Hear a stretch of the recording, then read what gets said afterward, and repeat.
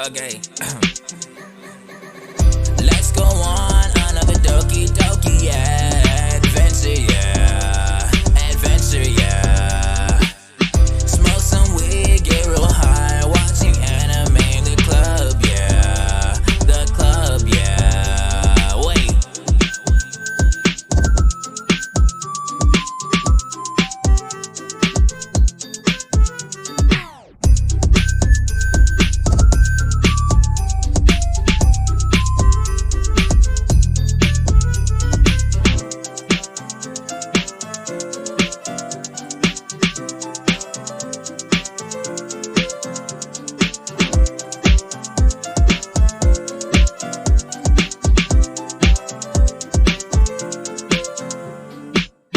Let's go on another Doki Doki adventure, yeah. Adventure, yeah. Smoke some weed, get real high, watching anime in the club, yeah. The club, yeah. Wait.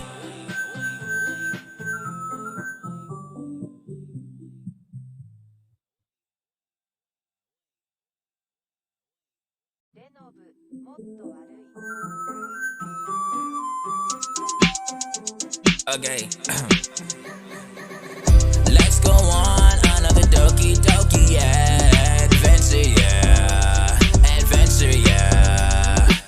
Smoke some weed, get real high, watching anime in the club, yeah. The club, yeah. Wait.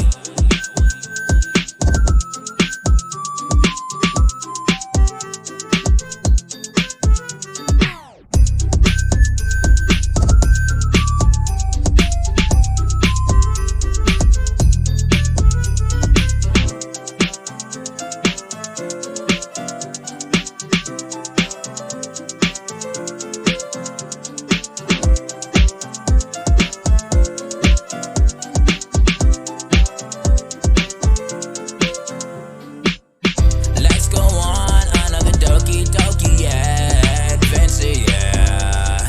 Adventure, yeah. Smoke some weed, get real high, watching anime in the club, yeah. The club, yeah. Wait.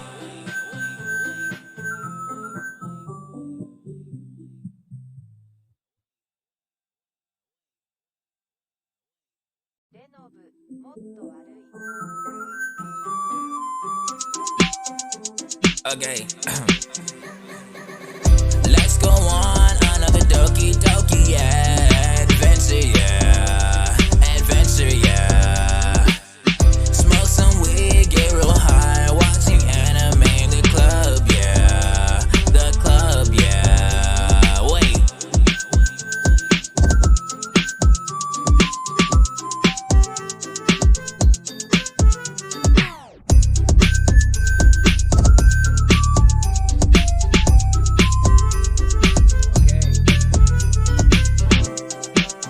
About to get this bad boy started. Let's go. Are y'all ready for another Doki Doki stream? I sure am.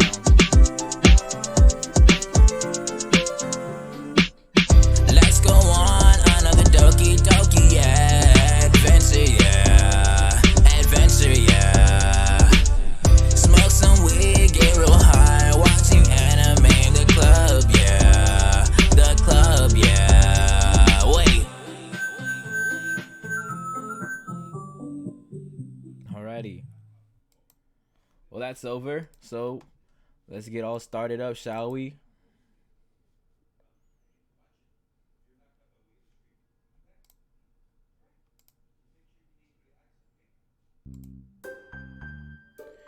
Yes, we are back. So, back playing Doki Doki Blue Skies. Last time I played was Saturday. Today we're going to play, and we're trying to do a Yuri route. That's just going straight Yuri, nothing else. Nobody else matters. Just straight Yuri. Maybe next time, after I beat the Yuri route, maybe it goes Sayuri or Natsuki. Just depends on the crowd, you know. But I definitely tend to go back to the original game and play through all the happy endings as well. You know, I'm interested to see how it ends. But hey, told you I'd be back by 5. Alright, last time we left off was starting the poem. So, since we're going Yuri, you know what that means. What the? Already starting terribly. I feel like that's for Natsuki. Strange. Okay. Disaster. Damn. Bro, Sayori's got a lot of interesting examination. I'm pretty sure suicide will be Sayori, so I'm not gonna do that. Vivacious, after image, philosophy, disoriented.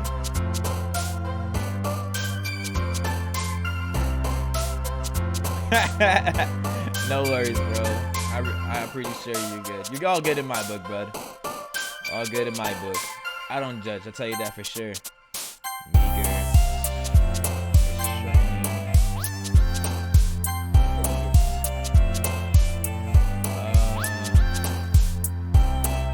I don't know what that word means. I don't even know what that means.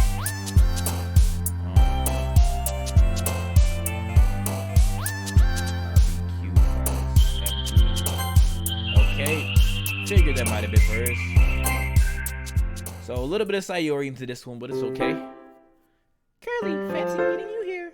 Again, we're going straight to the Yuri route.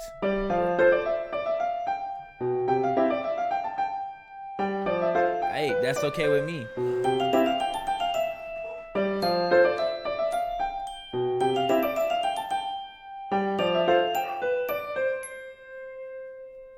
It's gonna be fun. My lord, the drums are just crazy on this one. I'm not gonna even lie to you.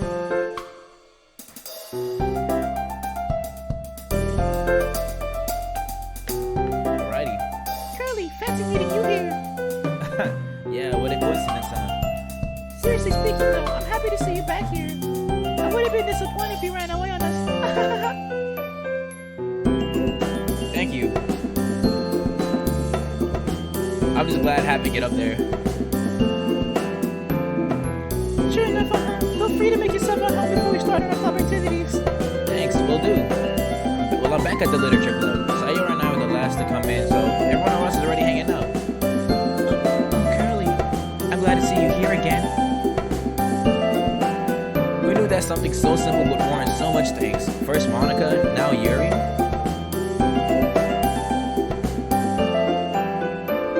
I know that it may be overwhelming to be thrown into a new hobby so suddenly, once as an organized centered around that hobby. So don't hesitate to let me know if you ever need any help at home or at any other club for that matter. That is to say, you feel free to ask any of us for assistance. Right, thanks. I'll keep that in mind. Don't worry though, it's not like I'll never read anything before. I even remembered to write a poem for the day, if you'll believe it. We'll believe it when we see it. Hey, it's not like I need to have a university degree to write a poem. It was just like school assignment. Although it might be a little new to me, it's not that hard. It's not hard. Wait, hold on, what'd you say? It's not that hard to write a bad poem, you mean? She's got me there. And that's why I never said I wrote a good poem. Natsuki smirks at me, seemingly pleased that I'm not offended by her teasing. Well, good is often a subjective when it comes to subjects like these. I'm sure you did fine, Curly. Well, thanks for the vote of confidence. Try not to overhype my work, though. Yeah, Yuri. If you keep your expectations low, you'll never be disappointed. Besides, I bet this first extracurricular Curly's done since high school started. So extra work is probably really foreign to him. Again, she's not wrong, but she doesn't have to say it like that. Natsuki, you're being unfairly harsh. Curly, what would you say your main hobbies are? Wow, she's really putting me on the spot here. I know I'm playing into your teasing right now, but yes, I spend a lot of time playing games and watching anime. That's all you need to know. That's a bit rich coming for someone who keeps her manga collection in the club room. What? Natsuki sputters to a hot, who looks to a certain someone she knows to dish it out, but can't take it. Come on, Natsuki. You're saying that you can talk all this hot mess, but the moment it comes back, you're just gonna fold? Manga is literature. Swiftly defeated, Natsuki pops back into her seat. Don't worry, guys. Oh, Curly's always giving his best as long as he's having fun. He's always been here when I need it. When we were kids, he'd always be around to help me and stuff. Oh, are you two childhood friends? I glanced at Yuri, despite her cheery recollection of our childhood memories just then. Yuri's question is a reminder that we haven't spent much time together in a long time. It's a tad awkward. Yeah, we've known each other for a while, haven't we? We smile at each other. I'm really hoping we can use the club to reconnect. Such a history with one another. I imagine you share much together. You could say that. Would you believe Sayori is still clumsy now as she was 10 years ago? Hey, Meanie, that's not true. Oh? You not tell Yuri about the time you tried to cook lunch and almost set the house on fire? Her face turns pink as she rushes to interrupt me. Anyway, I'm sure you could be just as good as friends as us. After all, you're both in the literature club now. Yeah. Looking forward to it. Yuri looks hopefully at hearing this, although I can't help but wonder, given the maturity and intelligence she carries so elegantly, how her passion for reading is much stronger than my own. Will it be easy as Sayori think it is? Still, it's worth a try at least. Yay! Uh-oh, Yuri even brought something today, you know? Wait, Sayori. Me? It's not much really. Don't be shy. It's really nothing. Whatever it is, I'm sure I'll like it. What is it, Yuri? Sayori made it sound like a big deal and it's really not. I was going to wait to give it to you at the appropriate time, but... I'm sorry, Yuri. I wasn't thinking. Now I've ruined the surprise. The two girls both look dolefully down. I guess that means it's up to me to rescue the situation. Hey, don't worry about it. First of all, I wasn't expecting anything in the first place, so this is a pleasant surprise to me.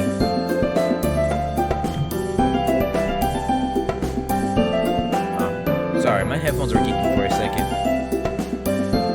Just knowing that you went through that effort to give me something makes me feel really welcome. No matter what, I'm sure it'll make me happy. Is that so? Of course. Thanks for being so considerate, Yuri.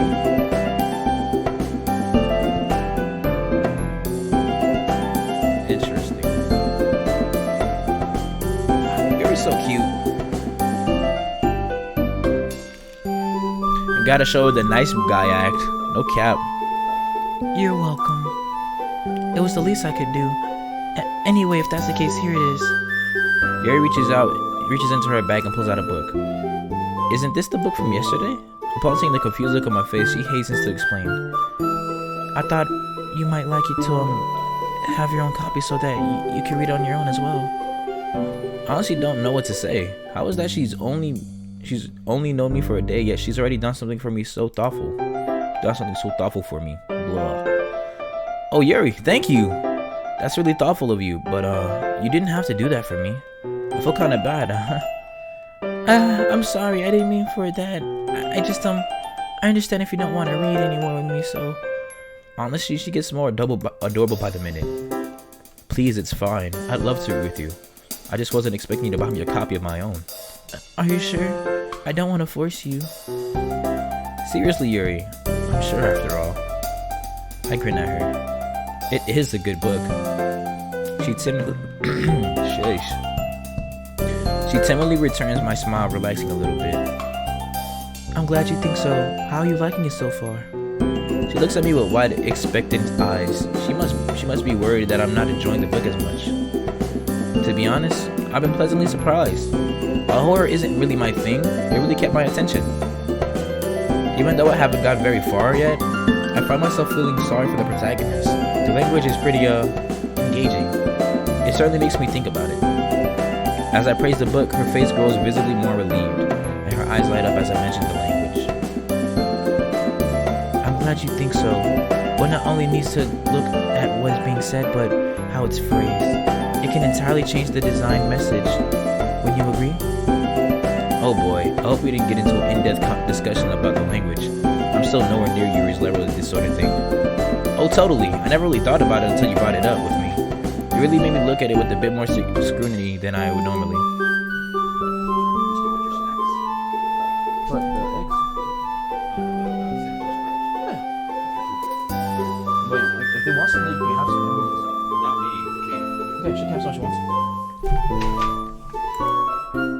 She blushes at this, turning this away slightly. Really? I helped you with that? I have to admit, you really managed to open my eyes to this sort of thing. Or should I say, my third eye. Your response makes me nervous. Did I make a mistake?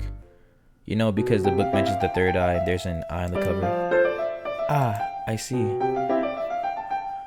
Probably best not to comment on her accidental continuation of the pun. Tough crowd. Oh, I see, you're just making a joke. I'm sorry, I didn't realize. No worries, I just thought it was a good pun. She smiles bashfully. Yes, it is quite humorous, isn't it? Look at Yuri being so adorable. That's just adorableness. I think that means everything's okay now. Now that everyone's settled in, I expected Monica to kick off the scheduled activities for the club, like the poetry thing. I've already steeled myself for the critique I'll probably be receiving. But it seems that we have some downtime before then. Well, it looks like we won't be able to just immediately get it over with. What are the others doing right now? So Yuri and Monica are having a cheery conversation in the corner, probably discussing club matters given that they're president and the vice president. As expected, Yuri's face is already buried in a book. I can't help but notice her intense expression, like she was waiting for this chance. Meanwhile, Doki is rummaging around in the closet. A few huffs of annoying sounds from her direction every once in a while. What the?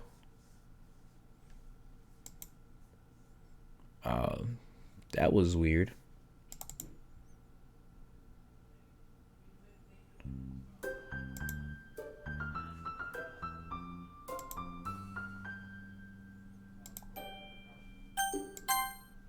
That was weird. Well, yeah, I don't know. It just kind of closed out on me, bud. Everything's going so fine so far. Nah, I saved at the right here at the thing, so I'm gonna have to skip a little bit. No worries, no worries, no worries. Fester, disarray. Yeah, for sure. Unstable, actor image. Explode, anger, captive, vitality, agent contamination, incapable, controllable, essence, aura, philosophy, universe,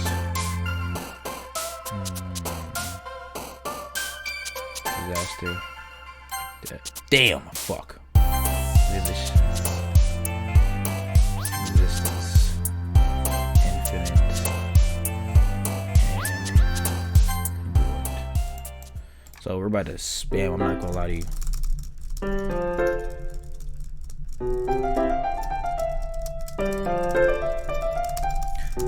You hear the clicking?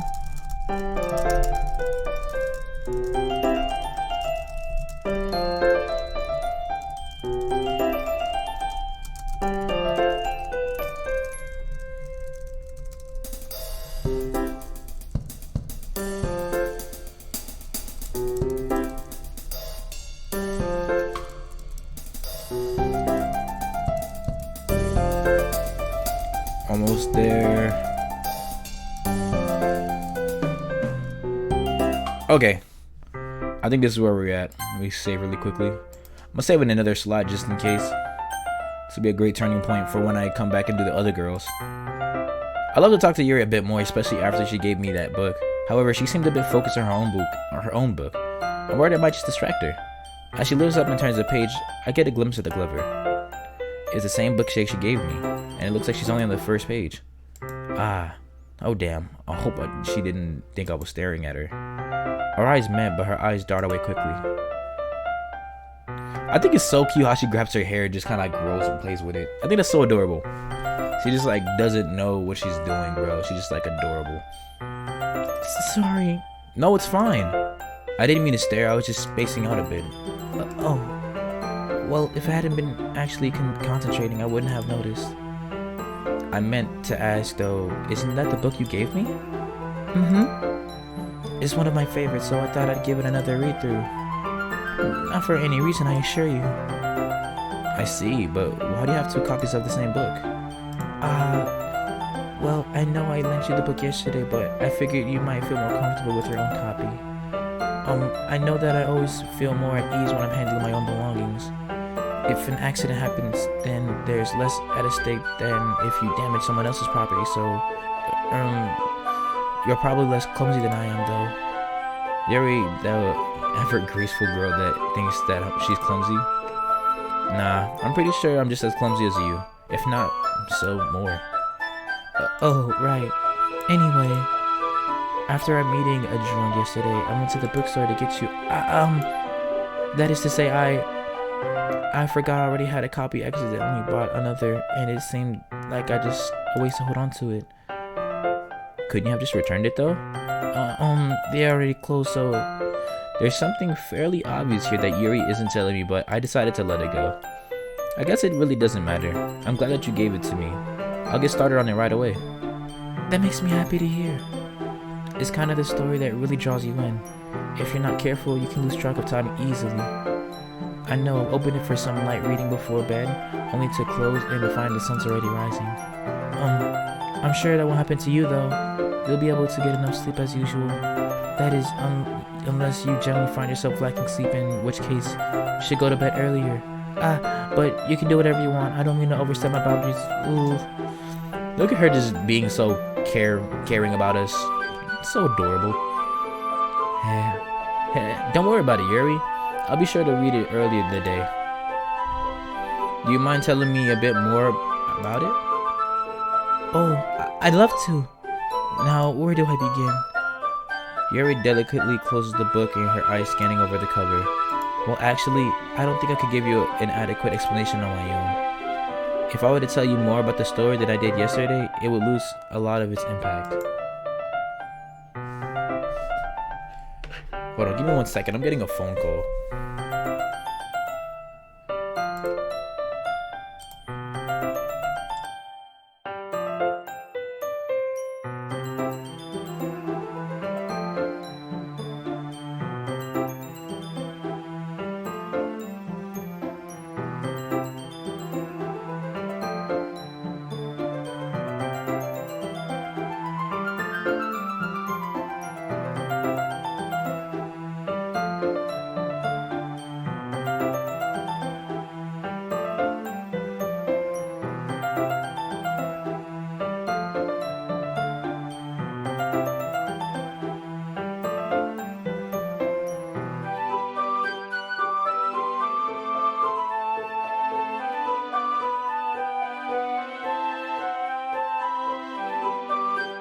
Alright, my bad about that. Alright, back to where we was. It's alright, Yuri. Come to think of it, you did summarize it well enough yesterday. Yes. I'm sorry. I seem to get lost in my mind whenever I talk about these kind of stories. Don't you have anything like that, Curly? I guess so. Yuri nods with a delicate smile. Everyone has a deeply held interest that stirs them with passion. No worries, I already saved it, even if it does. So, I don't think it will, but I feel like that was just like a once-in-a-lifetime thing. I suppose, for me, it would be my novel's end. Yuri cuts herself off, as though she was about to say something she didn't want to. Well, you know what I mean. What got you into these kind of sorts of stories, though? I gesture towards the book in her arms. Do your parents enjoy them as well? Yuri pauses for a moment, shyly looking down at her feet. She seems to be going over what she wants to say in her head. I've always had an interest in the macabre. This genre can easily throw you for a loop, while many stories can simply content to introduce an antagonist and condition to their root against them. Books like this one can always find a way to flip the narrative on its head. So while you might initially find yourself relating to the protagonist, you might suddenly find out that they're their own worst enemy. I'm rambling, aren't I? Please forgive me. I really should try to think more about others. Ooh. Yuri, I promise I'm not mad at you. You're just passionate, which is pretty cool. It is? For a brief moment, a tiny smile teases at the corner of Yuri's mouth. Well, I'll try not to worry about it too much. But sometimes I get distracted when I think about books and writing. I forget where I am and start speaking my mind. So please forgive me if I say anything unusual. And if I seem like I'm not paying attention, please let me know. I really don't think you need to worry that much, Yuri. This is a literature club after all. Isn't that the sort of thing we should be discussing anyways? I suppose. So on that note, would you like to read a little bit together? You don't need to force yourself to spend time with me if you don't want to. But what if I do? You really want to spend your time with me? Of course, Yuri. Book in hand, I slide into the desk next to Yuri. Is everything okay? Yes. I'm terribly sorry, Curly. I'm just not accustomed to reading in company. It's usually been solitary affair for me, you see. Yeah, I can understand how this might be unsettling for you. But if it gets too overwhelming, please let me know. I won't be offended if you need to get some space. Alright. I wonder if she still cuts herself in this part of the in this version of the game. Like, I'm just curious. And do we stop it? Questions to be answered. Questions to be answered. I'm pretty sure I've already played it. You've already played it. I'd be lying if I said I wasn't comforting in a way. Yeah, I'm just curious though. It seems interesting. I'd be lying if I said I wasn't comforting in a way, but it's somewhat distracting. I'm sorry. I hope I wasn't distracting you. Yuri, why do you apologize all the time? You've really done nothing wrong. Do I? I can't help it, I suppose. It's like an involuntary flex. If I preemptively apologize, it'll lessen both my disappointment in myself and as well as other disapproval of me. I didn't mean to make things awkward. I'm sorry. I mean, it's okay. Don't worry about it. How about we do this? I push our two desks together, then slide my book between the two of them. I suppose that'll work. Yuri puts her own copy away and shifts a bit closer to me. I steady to the right of the book between my thumb and my forefinger, and Yuri does the same with her other side. Perfect. Now we can both go through at the same pace. Yes. The two of us huddle closely together over the book, carefully reading it. I can see Yuri's gentle face in my peripheral vision. She has a stern, focused expression, her eyes slowly scanning each page. Do you need a bit more time with this page? Sorry, I guess I'm not too quick of a reader. I look over and our gaze met. There's a coy sparkling to her eye. It's quite alright, Curly. We can go whatever pace you're comfortable with. After all, you've been so patient with me today. It'd only be fair for me to return the favor, wouldn't it? Thanks. I'll try not to take too long. The two of us continue reading in our relative silence. Even though we're so quiet, each turn of a page feels like we're connected. As I let go of the page, it gently floats over to her and she delicately slides it under her thumb. Curly. Having been absorbed by the story,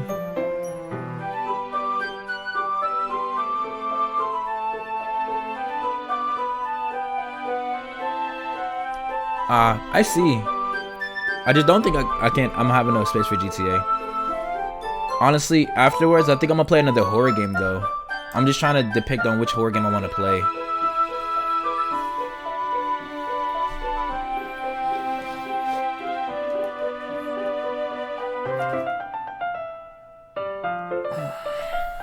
Having been absorbed by the story, Yuri reels me back in. Sorry, I didn't mean to disturb you. I got you. I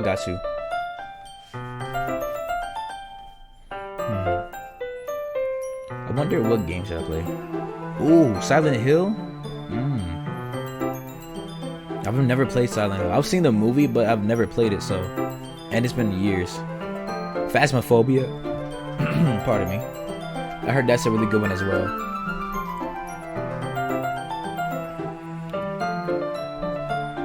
I also have a PS5, so I can also play PS5 games too. So if you have any recommendation PS5 games, by all means let me know.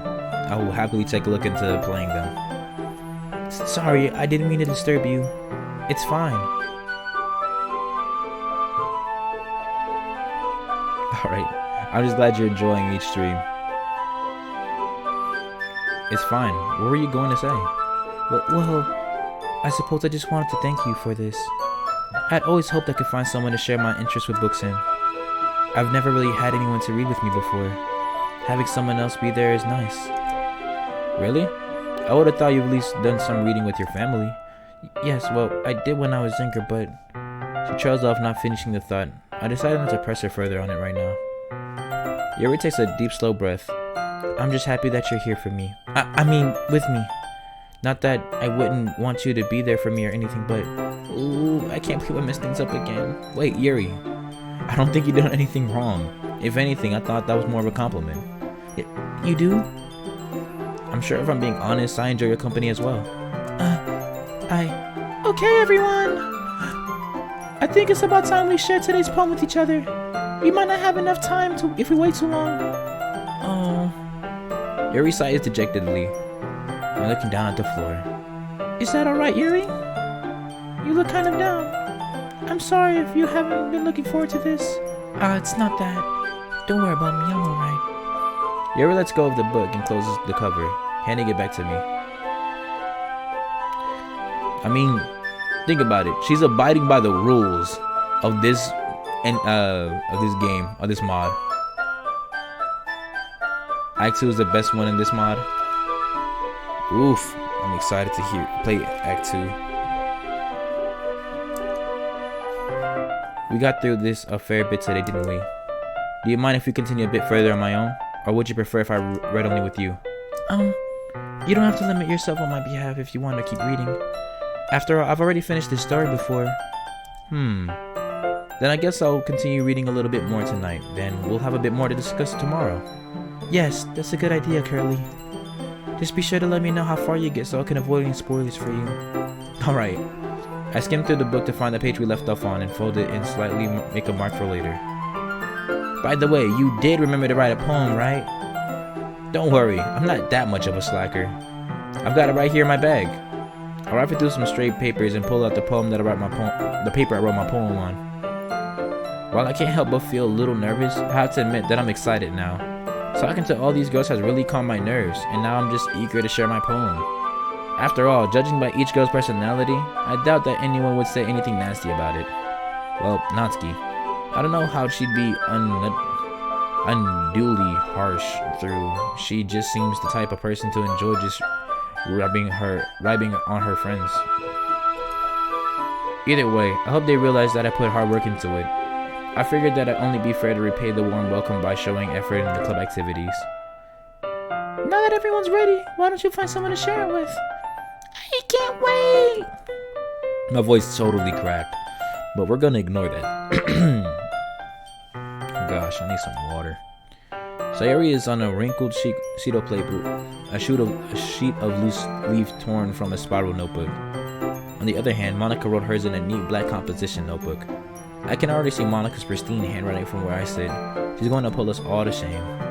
Natsuki and Yuri reluctantly comply as well, reaching to their bags. Who should we go first? Yuri, like always.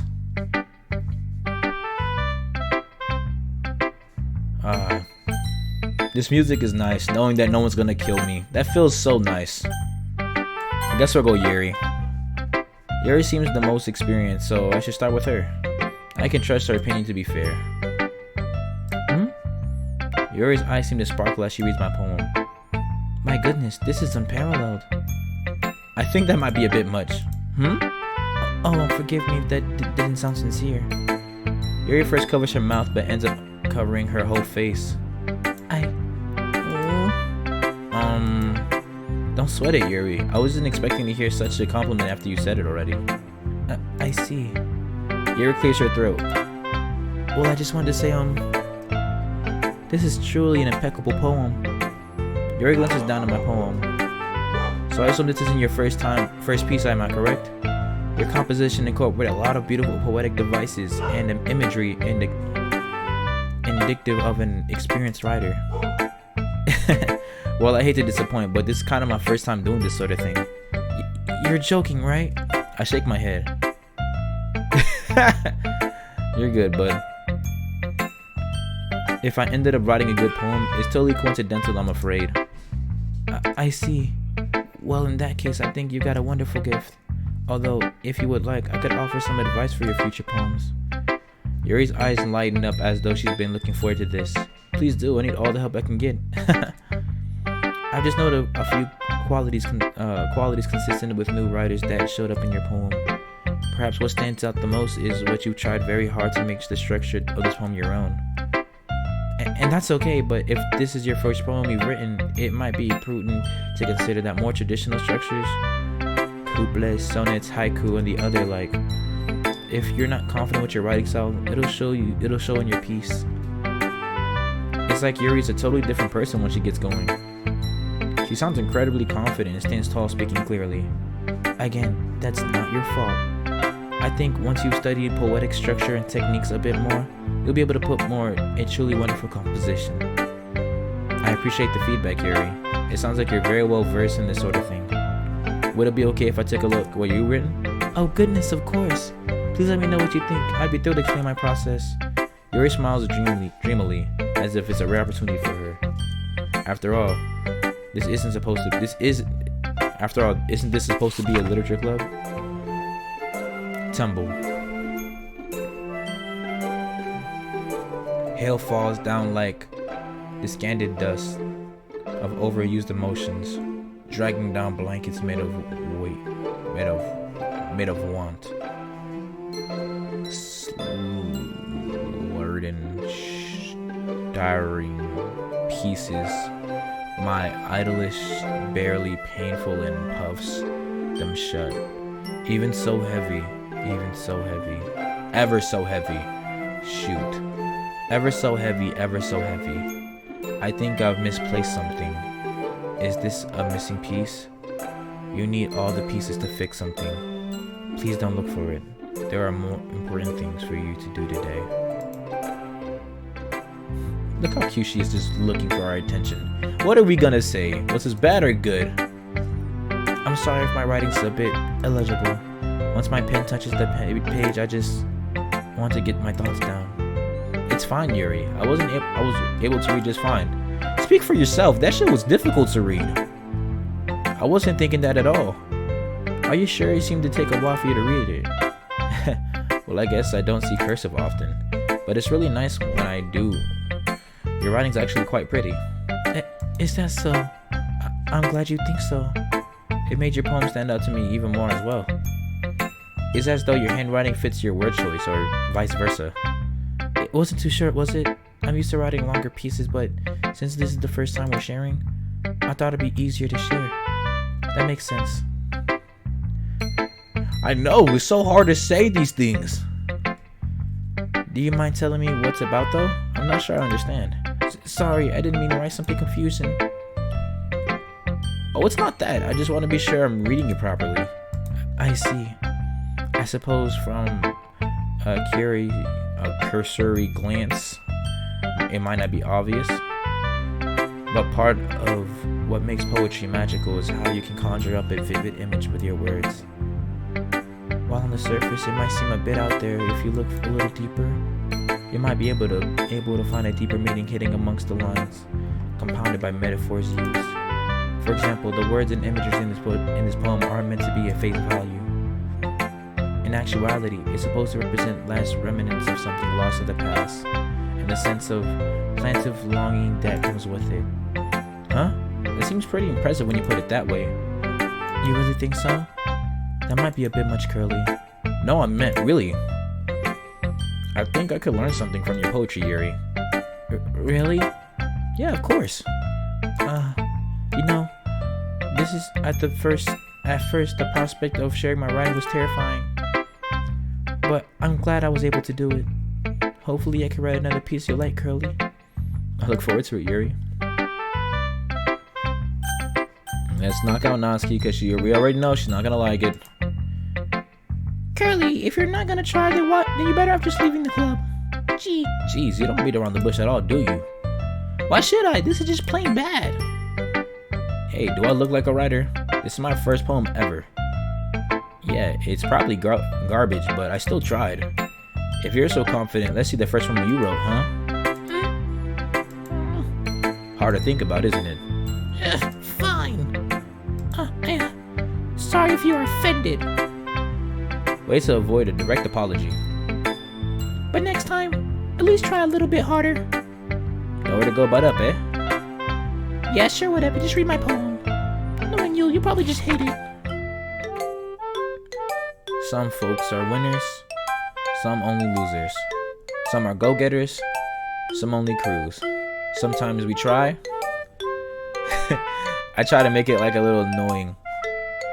Sometimes we try hard and we give it our all. Sometimes we give up. What else can we do? Told you hate it. Actually, I like it. What? Don't just say it's good because I'm a girl. Be honest. What? No, it has nothing to do with you being a girl. I genuinely like the poem. Really? Yeah, it's simple but pretty effective. Finally, someone who gets it! People in high school think poetry has to be so formal and vague. But they don't realize some simple writing is just as effective, if not more. The reader shouldn't have to search for the meaning. That's just stupid. Besides, the simpler the writing, the more emphasis on the wordplay. Like I made most of the words line. Blah. Fuck.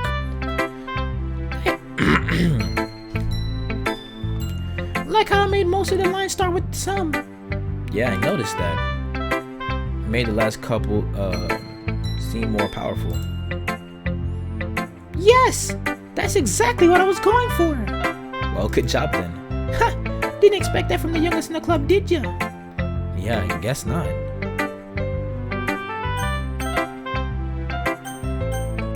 Sayori.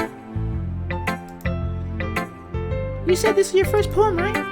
Yeah, why? It impressed me, especially for your first poem. Maybe this really is the place for you. Ah, come on, it's not that good. I mean, it's not like I'm used to writing poems or anything, but thanks, I guess. Don't be so hard on yourself, Curly. Everyone has to start from somewhere. You're already off to a good start. Anyway, I guess I can show you mine now. Don't expect much though, I'm not very good at this. Only one way to find out. Dear sunshine, the way you glow through my blinds in the morning, it makes me feel like you missed me, kissing my forehead to help me get out of bed.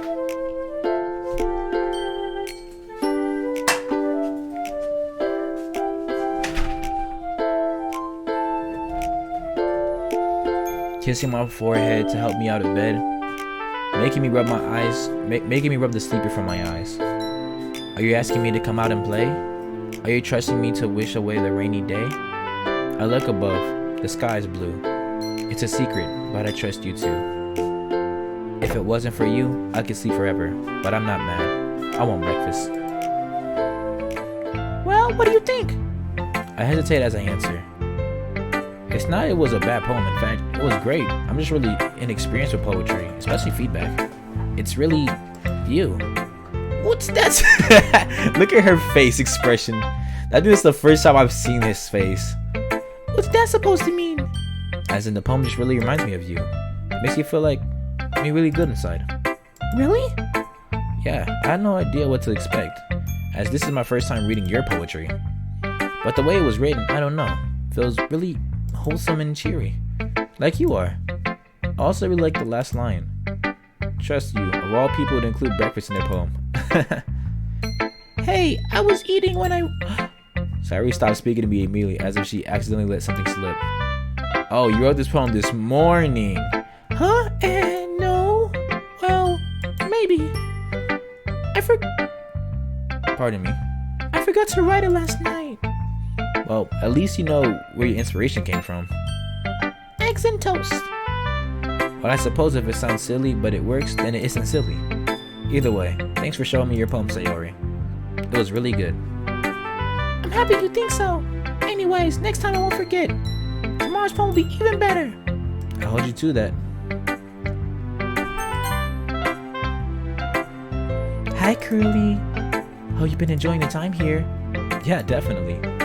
I probably sound like a broken record by now, but everyone's been really welcoming. Well, a broken record isn't so bad when they play something so nice. I guess so. Anyway, since you're new and everything, feel free to bring up any questions or concerns you might have. It's my duty as president to make sure everything is perfect. I'd have to say that you've been doing a good job of that already. I doubt that I'll ever have to complain about anything. Either way, I'm always open to new suggestions for the club and as well. So don't be afraid to bring things up, okay? Alright, I'll keep that in mind. She says that, but it's going to be a bit intimidating to try to criticize Monica of all people. I really don't think there's going to be anything I'll need to speak about. One of the other girls probably would say something before I ever needed to. Natsuki definitely would. Now that's out of the way. Feel like sharing your poem with me? I mean, I don't really have a choice in the matter, do I? You shouldn't be thinking like that. Yeah, I was just joking. Kinda. It's alright, Curly. I get that it's probably really awkward for you to share creative work when you're just a beginner, especially since the rest of us have a bit more experience than you do. That's an understatement. Don't worry though, we're all a little embarrassed today, you know? I don't think many people out there share their poem on a regular basis, but it's the sort of thing we do to get pretty quickly. Blah, fudge. But it's the sort of thing that you get used to pretty quickly once you get over it. Yeah, that's true. I hand my poem over with a sigh. Don't grade me too harshly. You'll be fine. I watch nervously as she quickly scans through my poem. Good work, Curly. Really? You can lay the brutal truth on me if you want. You don't have to be so harsh on yourself. This is your first time writing poetry, isn't it? That it is. It usually takes me a while for people to become completely comfortable with their writing. Even they're constantly evolving with their style and changing things up. I guess that's true. Either way, you shouldn't have high expectations for me. If you don't, my poem will seem better when I actually put in some effort anyway. I muttered the line half jokingly to myself, but it seems like Monica still hasn't picked up on it. Curly, that's not very fair. More importantly though, you should have faith in yourself. Sorry. Anyway, about your poem, the subject was deeper than I expected out of you. You just don't understand the troubles of genius, my angst-ridden mind. That might have been so. I guess we have two troubled angsty geniuses in this club then. You're talking about Yuri, right? Your writing style is very similar to Yuri's. Her writing's so full of imagery and symbolism. Also, Yuri and Natsuki's use simple and direct words to communicate their message. Yuri likes to use complex and syntax to allow readers to deliver their own meaning out of it. In other words, her vocabulary and sentence structure are usually quite involved. Huh? Yeah, that sounds like Curl, right? It might be a bit tough to understand her writing at first. Well, it seems opaque actually has very deep meaning behind it. Yeah, the themes of Yuri's poems were definitely hard to even figure out. Let me save really quickly. Just in case. She sounds like the sort of person an English teacher would love. Don't worry, Curly. If you're just giving her writing a few reads though, I'm sure you'll find that they're very far from incomprehensible. So you say. Are you sure that my writing is similar to hers? I think it's an understatement to say that I'm nowhere near her level yet. Don't worry so much about that. You do your own thing. Just keep exploring and learning by trying new things. Yeah, I'm sure I'll end up doing a lot of different things before I settle on my own style. And it'll take a while before I'm completely comfortable with sharing my writing. That's perfectly fine. In fact, I'd probably be more surprised if you immediately started writing with your own style. Most people go through the same process that you're going through right now. Trying new things is the best way to find out the kind of style that suits you after all. Anyway, when you talk to everyone about it, naturally, they'll be a bit biased towards their own kind of styles. After all, I know I am. But don't force yourself to write in some way just because someone else wants you to. You should try to focus on what you want to do. Feel free to ask me for help anytime though. I try my best as objective as possible when I talk to people about these topics. Thanks, I'll keep that in mind. Anyway, do you want to read my poem now? Don't worry. Don't worry, I'm not very good. You sound pretty confident for someone who claims to be not very good. Well, that's because I have to sound confident. That doesn't mean I always feel that way, you know? Always on duty as class president, eh? Well, let's get to reading then. The box. I see, but I don't believe. A long fingerprint glistening on gleaming glass. Was it me? Was I always the one in the dark? I'm enjoying it, you know? It feels, like I said before, it feels nice knowing that I'm not going to see weird, crazy shit. That feels nice. and I just get to see the actual personalities of each of the people that were designed to be, you know. Like I said, I'll perfectly enjoy using, like, talking to Sayuri and Natsuki, and even checking out Monika's story. I want to see what all three of them have in store.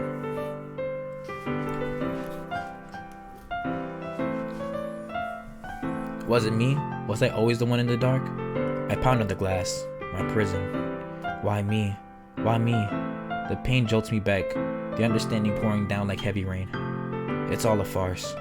My heart's on display, my life's but a script, just playing away. The world out there has seemed so bright. It was so free. So many choices, so much potential. Maybe I could have had a chance. I realize now that there was never a choice.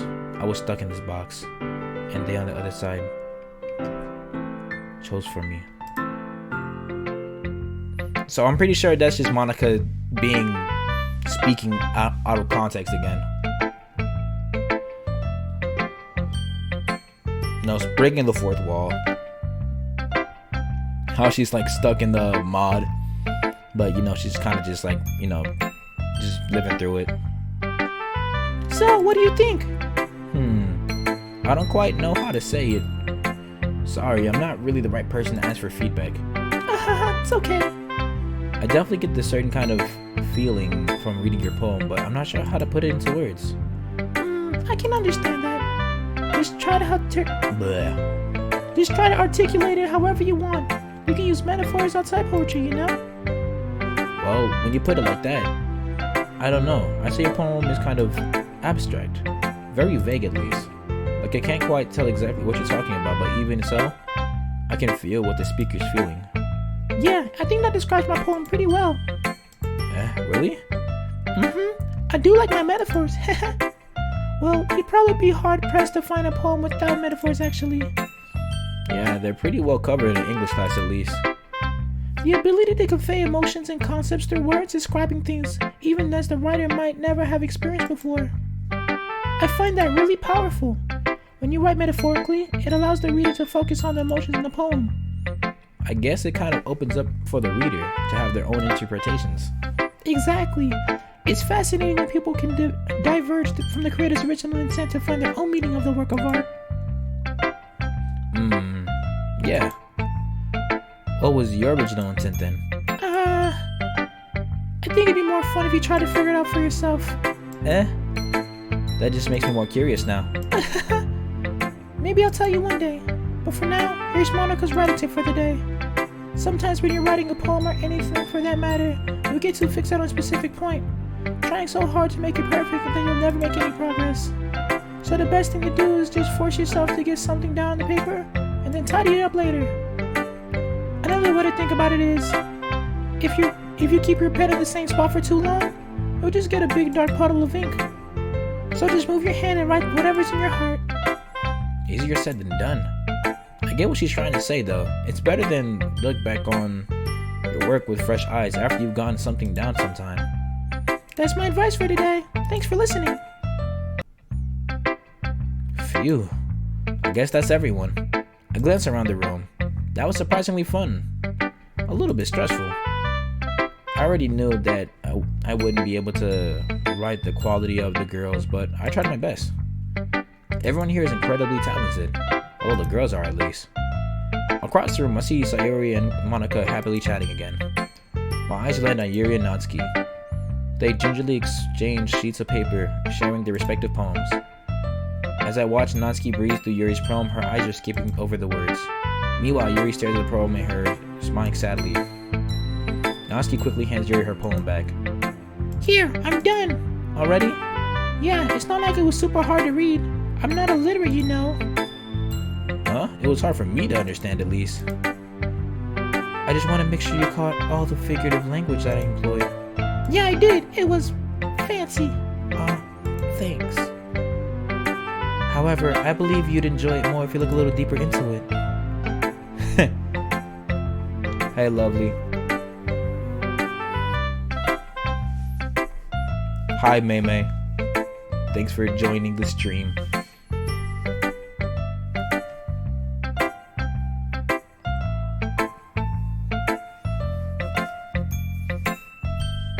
I enjoyed it plenty already. Anyway, are you finished with the poem then?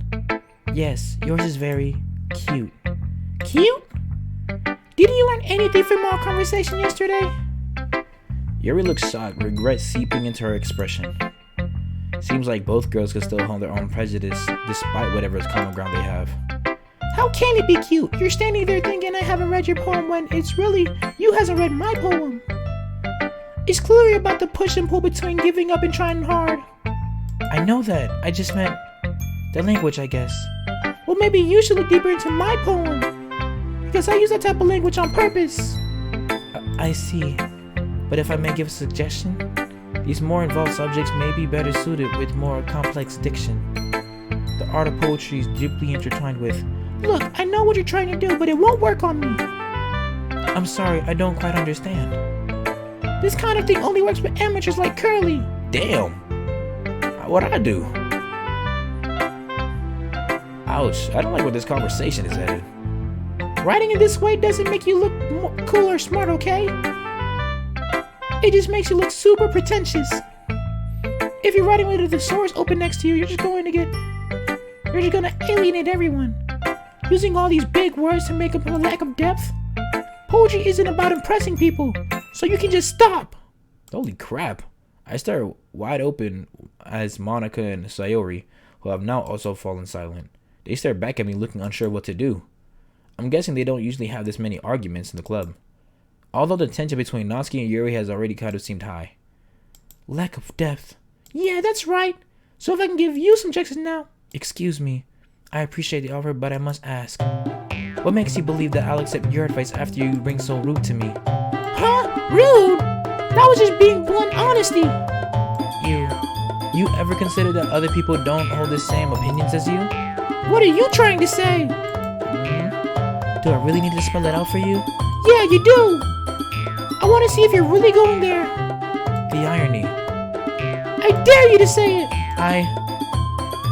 Yuri gives a small laugh of disbelief. I must thank you, Natsuki. I've never been this angry in my life. It's actually given me a courage to speak up. Is this why you're angry all the time?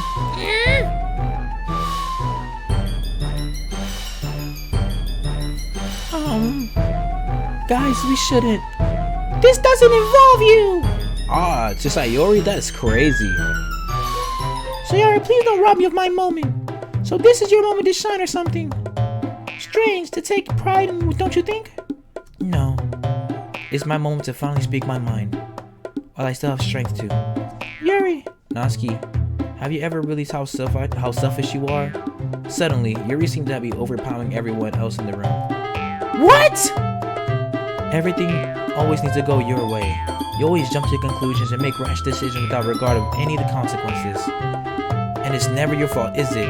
You don't know me! No? You don't know me either. And yet you spoke as if you knew everything about me. Quite simply, you don't. The very fact you don't know what blunt honesty was incredibly rude just goes how narrow-minded you truly are. Seizing her moment, Yuri boldly carries on, disdain dripping from her each word. I know it must be a difficult concept for you to understand, but the whole world doesn't revolve around you and your manga. So tell me, why should I take advice from someone who can only see it from their perspective? Everyone knows it. Monica, Sayori, even Curly. Don't you remember how hostile you were to Curly when you first joined us? I wasn't being hostile. You haven't had a new member in a long time. Sorry, not sorry for keeping me on my toes. And that's how I talk to everyone, not just Curly. Am I supposed to change my whole personality to cater how you think I should be? If Curly has a problem with my jokes, he can tell me. You don't get to speak for him. Yuri closes her eyes and shakes her head, carrying on as if she didn't hear an outburst. Do you really expect a new member to be able to speak up so easily? Not everyone is so unafraid of being brutish certain as you. What? The rest of us were excited to have a new member, but did that thought ever cross your mind? No, you just let your own selfish thoughts dictate your behavior. Selfish? They weren't How can you be scared? You could have scared them off. That might have been what you wanted. But what about the rest of us? I just explained myself for God's sake. I just explained myself for God's sake. But as per usual, you aren't listening. You know, for someone who's been ranting about how narrow-minded I am, you're pretty intolerant yourself. There, I used a big word for you. Do I sound Shakespearean yet? Am I worthy of your attention now?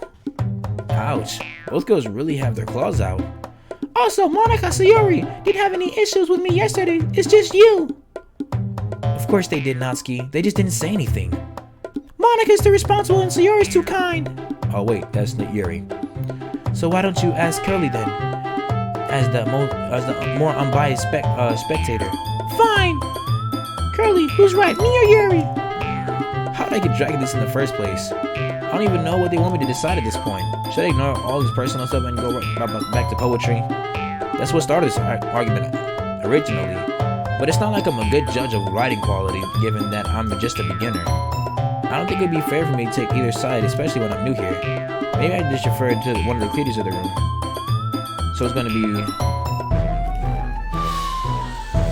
Ain't no way you're bailing out like this. I'm bailing out terribly right now.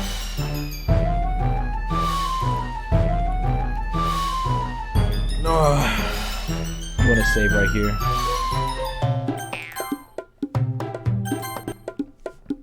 I'm gonna go...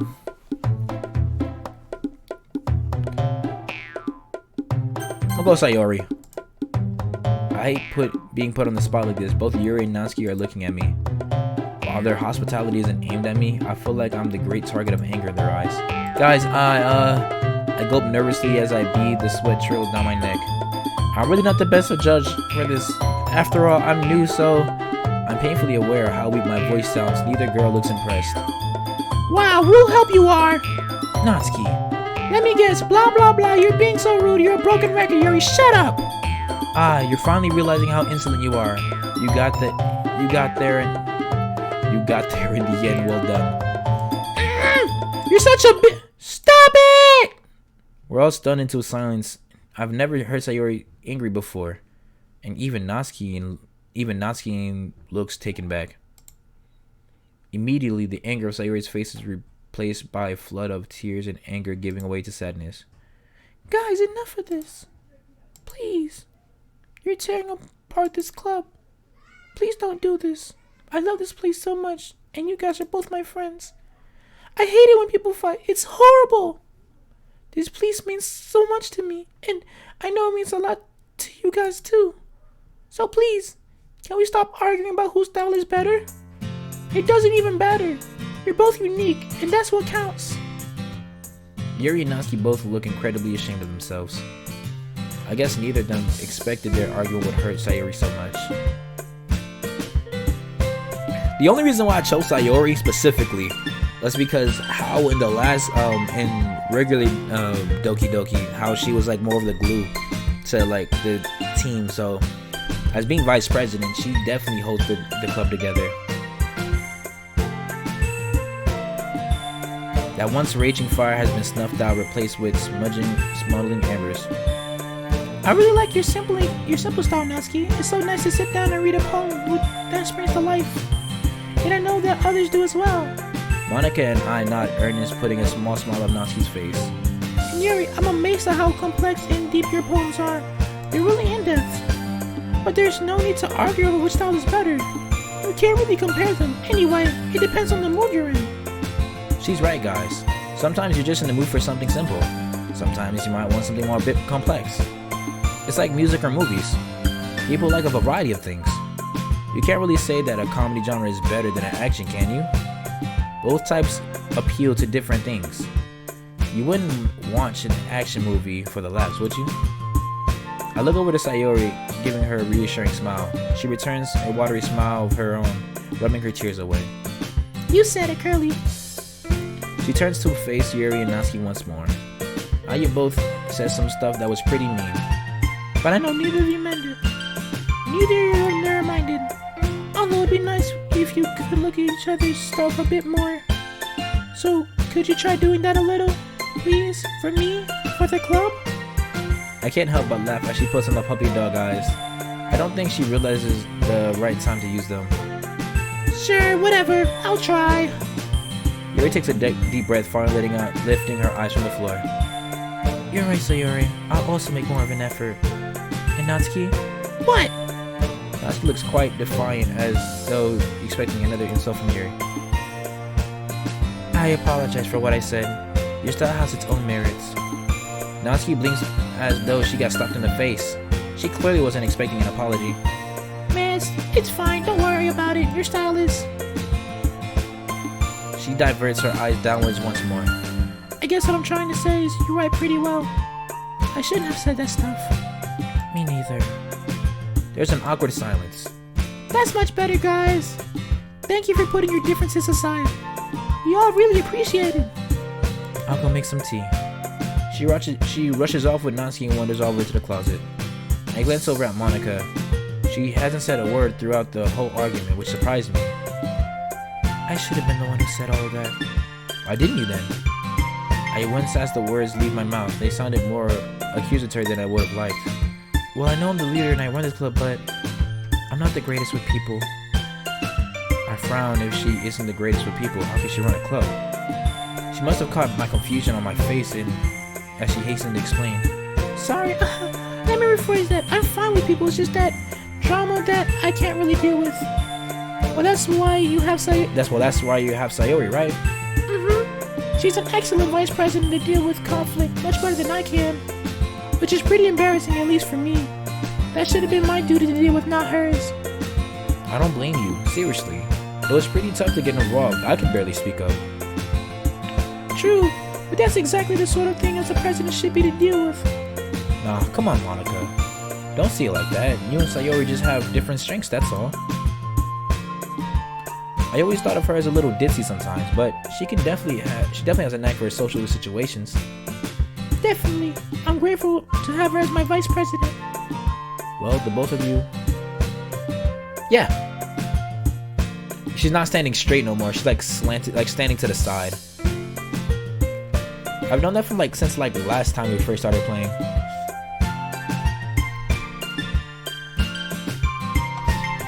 She's a really nice individual though. I'm glad that all the craziness out of the game is out so I can really watch their characters develop.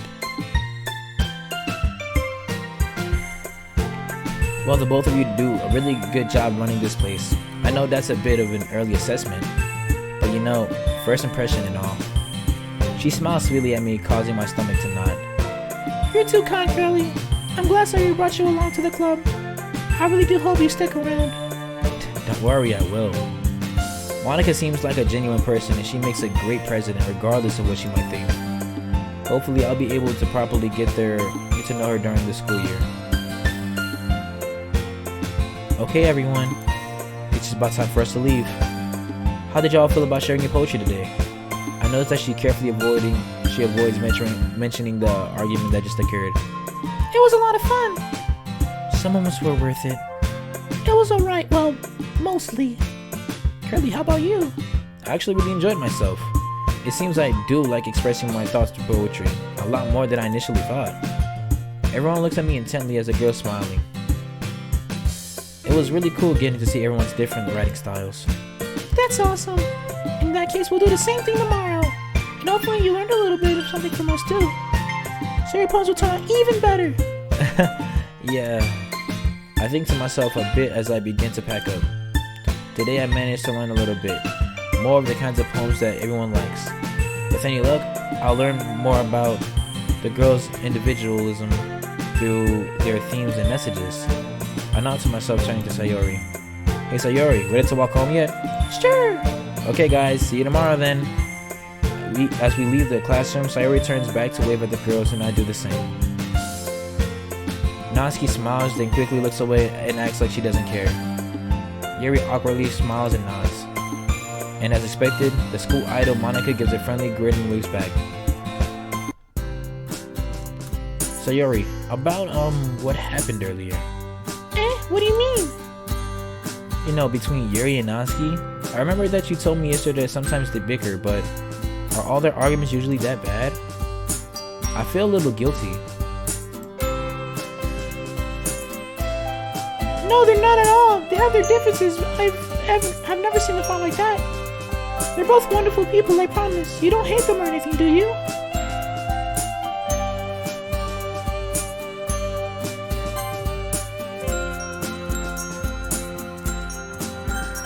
Actually, no. We're gonna just leave it right there. It's fine. Do you see how my screen kind of blacked out right here?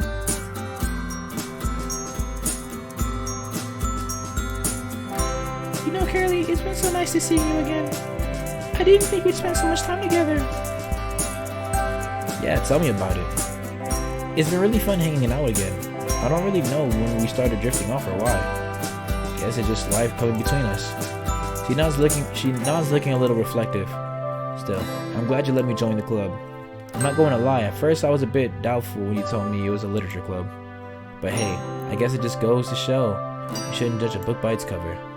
She giggles and I frown. Did I say something funny? Nice pun, did you even realize? Huh? Hun? Oh, you mean the book comment? Oh, this is a literature club. Yeah, you're right. Jeez, looks like the club is really starting to rub off on me, isn't it? Sayori might be known as a bit of an airhead, but sometimes she can be really notice things when others don't. I wonder what's really like inside of her head. You haven't changed at all, Curly. You always know how to make me laugh. I blushed lightly. I never really knew how to react to a certain compliment, especially when it comes from the opposite sex.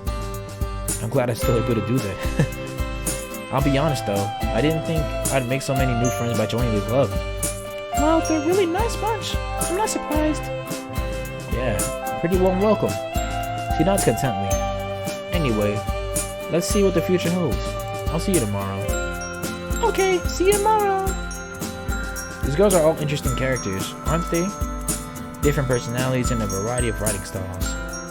Yet they're all united under the same club. I believe you wonder how Monica found them all. In just 2 days, I feel like I made quite a bit of progress with each member. Getting to know Yuri and Natsuki, actually getting to talk to Monica a little bit, and of course reunited with an old friend. I never would have guessed this would all come from joining the club, but hey, I'm not complaining. Let's just hope my writing improves over time so I can write poems to a standard more like theirs. Speaking of theirs, there's work to be done tonight. Let's do this. Okay, we have little black spots done, so that's cool. It's so cute.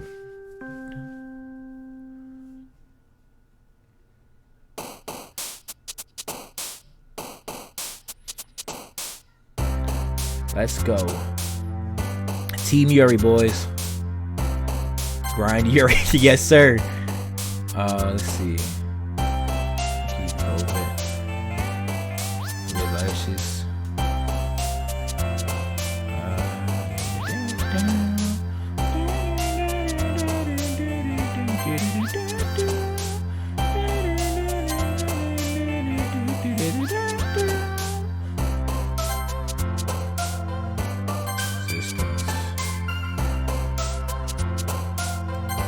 Fuck.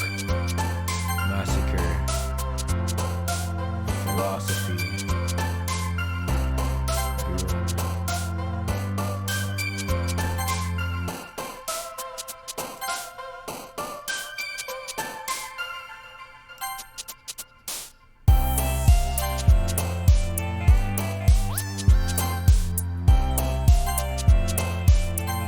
Fuck!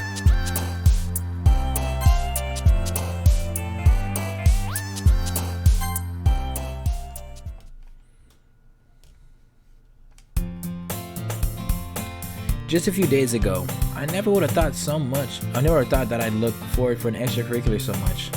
But here I am, back for another day of club, meeting and anticipating new antics from everyone. The usual scene awaits me as I step into the club room. Hi, Curly. Hey, Sayori. Looks like you're in a good mood today. I'm just still not used to being in the club, that's all. Is that so? Well, it's nice to see you so cheery. Anyway, what's new? Oh, I've got some exciting news. Eh? What's up? Did you know that the student store sells brand new strawberry milk now? I saw when I passed by on my way here. I should have known better. I should have known better than to expect actual news from Sayori. Huh? I don't think I've even tried that yet. I don't know. Strawberry milk is usually too sweet for me. What? But it goes so great with melon bread. Sayori, you can eat a pack of raw sugar and you still say it's not sweet enough. Hey, that's an exaggeration. Seriously though, it goes great with melon bread. The milk is sweet, but it still has that unique tart strawberry flavor that's eaten by the richness of the milk. And when you pair that with a fresh bread, the sweetness is spread out even more than just the right amount of flavor. Wow. When did you become Gordon Ramsay? That's crazy. Bro knows who Gordon Ramsay is. That statement is a wild statement. Huh, I'm a food expert. You should trust me on this. I mean, given how many snacks you eat every day, I don't doubt that you're food. You know your food well. I'm gonna take that as a compliment, you meanie. So I'ma mean you for giving her a compliment. Anyway, aren't you hungry now? Talking about food always makes me hungry. She's just trying to get some food from me. I know it.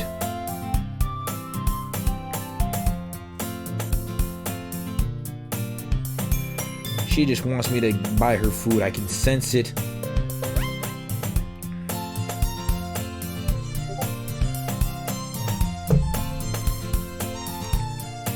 Now that you mention it, maybe a little. Great, let's go to the student store and buy some snacks then. Now I'm gonna see where she's playing at. I raise an eyebrow and Sayori notices this. I'm Curly, why are you looking at me like that? Well, Sayori, I have a nagging suspicion that you're only trying to convince me to come because you don't have any money. And you just want me to buy you a snack. What? I would never do that. Oh really? Then let's see your purse. Huh? Your purse, let's see it. Sayori laughs awkwardly as she pulls out her purse. She opens it and dumps with the contents on the desk. 2 small coins fall out. This little ruse might have been actually worked as Sayori now pulled it on me numerous times when we were younger. The amount of time she managed to trick me buying her another ice cream, I guess something's never changed. Nice try, Sayori. No fair, how did you know? Now, wouldn't you like to know? Let's just call it intuition. In response, she sticks out her tongue out at me. Yuri suddenly giggles. Look at sweet Yuri. Eh? I didn't know she was eavesdropping. Looking over in her direction, I catch her peeking over the top of a book. I wasn't listening or anything. It was just something in my book. Yuri! Tell Kurt to let me borrow some money. That's none of my business, Sayori. Besides, you should only buy what you can responsibly afford. It's shameful to manipulate people into buying other things for you. Wow, isn't that a little harsh? I'm only messing around with Sayori after all. I didn't mean that. That came out much harsher than I intended. Sorry, Yuri blushes in embarrassment, looking away from us for a while, with a strand of her hair. I apologize for how I've been acting lately. It looks like she still might be a bit ashamed about how she acted yesterday. You know, it's okay to be honest sometimes. You shouldn't always keep things that bother you to yourself. There's no way you could think of that after. You're right though. I shouldn't trick people into buying me things. Funny how your 10-year-old self didn't see it that way. Yuri lets out a small laugh, covering her mouth with her hand, even though the way she laughs is so shy and proper. Is this mischievous behavior something Sayori used to display as a child then? Oh yeah, although back then I fell for it, time and time again, you wouldn't believe how much candy Sayori used to manage to con out of me. Aww, don't make me to be all so sneaky, Curly. Although those candies were so good. I'm surprised, Sayori. Coming from you? I guess there's a little devils inside of all of us, isn't there? What's going on here? Oh, nothing much. Sayori's just here up to some mischief. Oh? Yeah, she's trying to trick me into buying her a snack. Hey, that's not true! Monica smiles wearily and turns to me. I'm assuming this isn't the first time? Well, you'd be right. We all share little chuckles at that. Well, everyone except Sayori does. Hey, you guys! You guys are being really mean. Okay, we're sorry. But you did bring this upon yourself. Yeah, I know. But in my defense, I am really hungry. Well? Natsuki chimes in. If you're really that hungry, you can have this if you want. She offers up a giant cookie wrapped in plastic. Sayori immediately snatches it out of her hand. Thank you. Sayori hugs the cookie. Jeez, just eat it. Sayori rapidly tears open the wrapper and takes a big bite. So good. Sayori suddenly claps her hands with her mouth. I bit my tongue. Ha! You're going through a lot over this one cookie. Natsuki takes a bite of her own cookie. Yours looks really good too, Natsuki. Can I try it? Jeez! Beggars can't be choosers. But yours is chocolate. Yeah, why do you think I gave you that one? Fine. Still, I'm really happy that you shared one with me. Sayori gets out of her seat, goes behind Natsuki, then wraps her arms around her. Ah, jeez. I get it. Cookie still in hand, Natsuki reaches up and nudges Sayori off of her. Sayori suddenly leans down and takes a bite of Natsuki's cookie.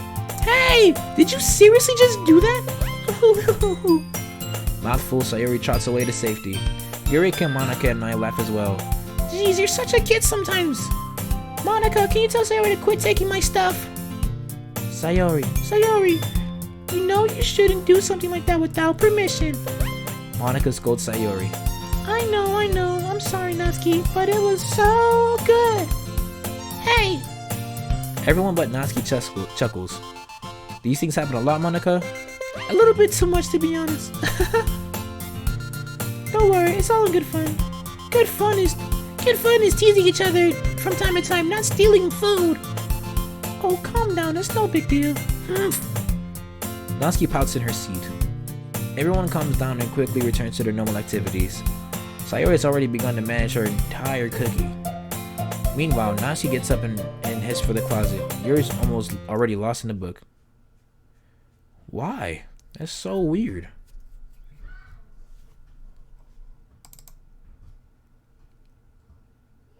Keeps kicking me out.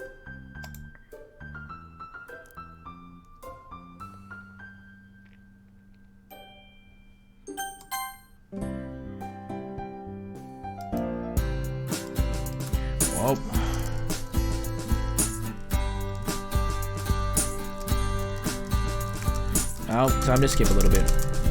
No cap, I need to save a lot now. Now I have to do Yuri's perfectly again. Destiny, variance, existence, play roles, nightgown, perfect imagination, vertigo, agonizing, wrath, entropy, uncanny, aura, captive, disaster, explode, massacre,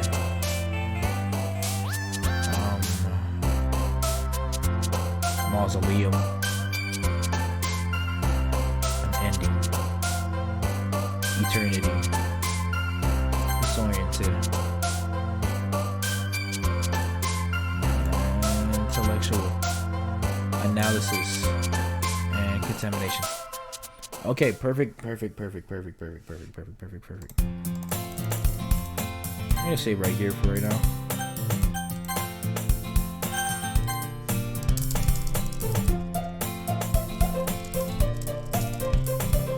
What if it's faster? What? Oopsie daisy.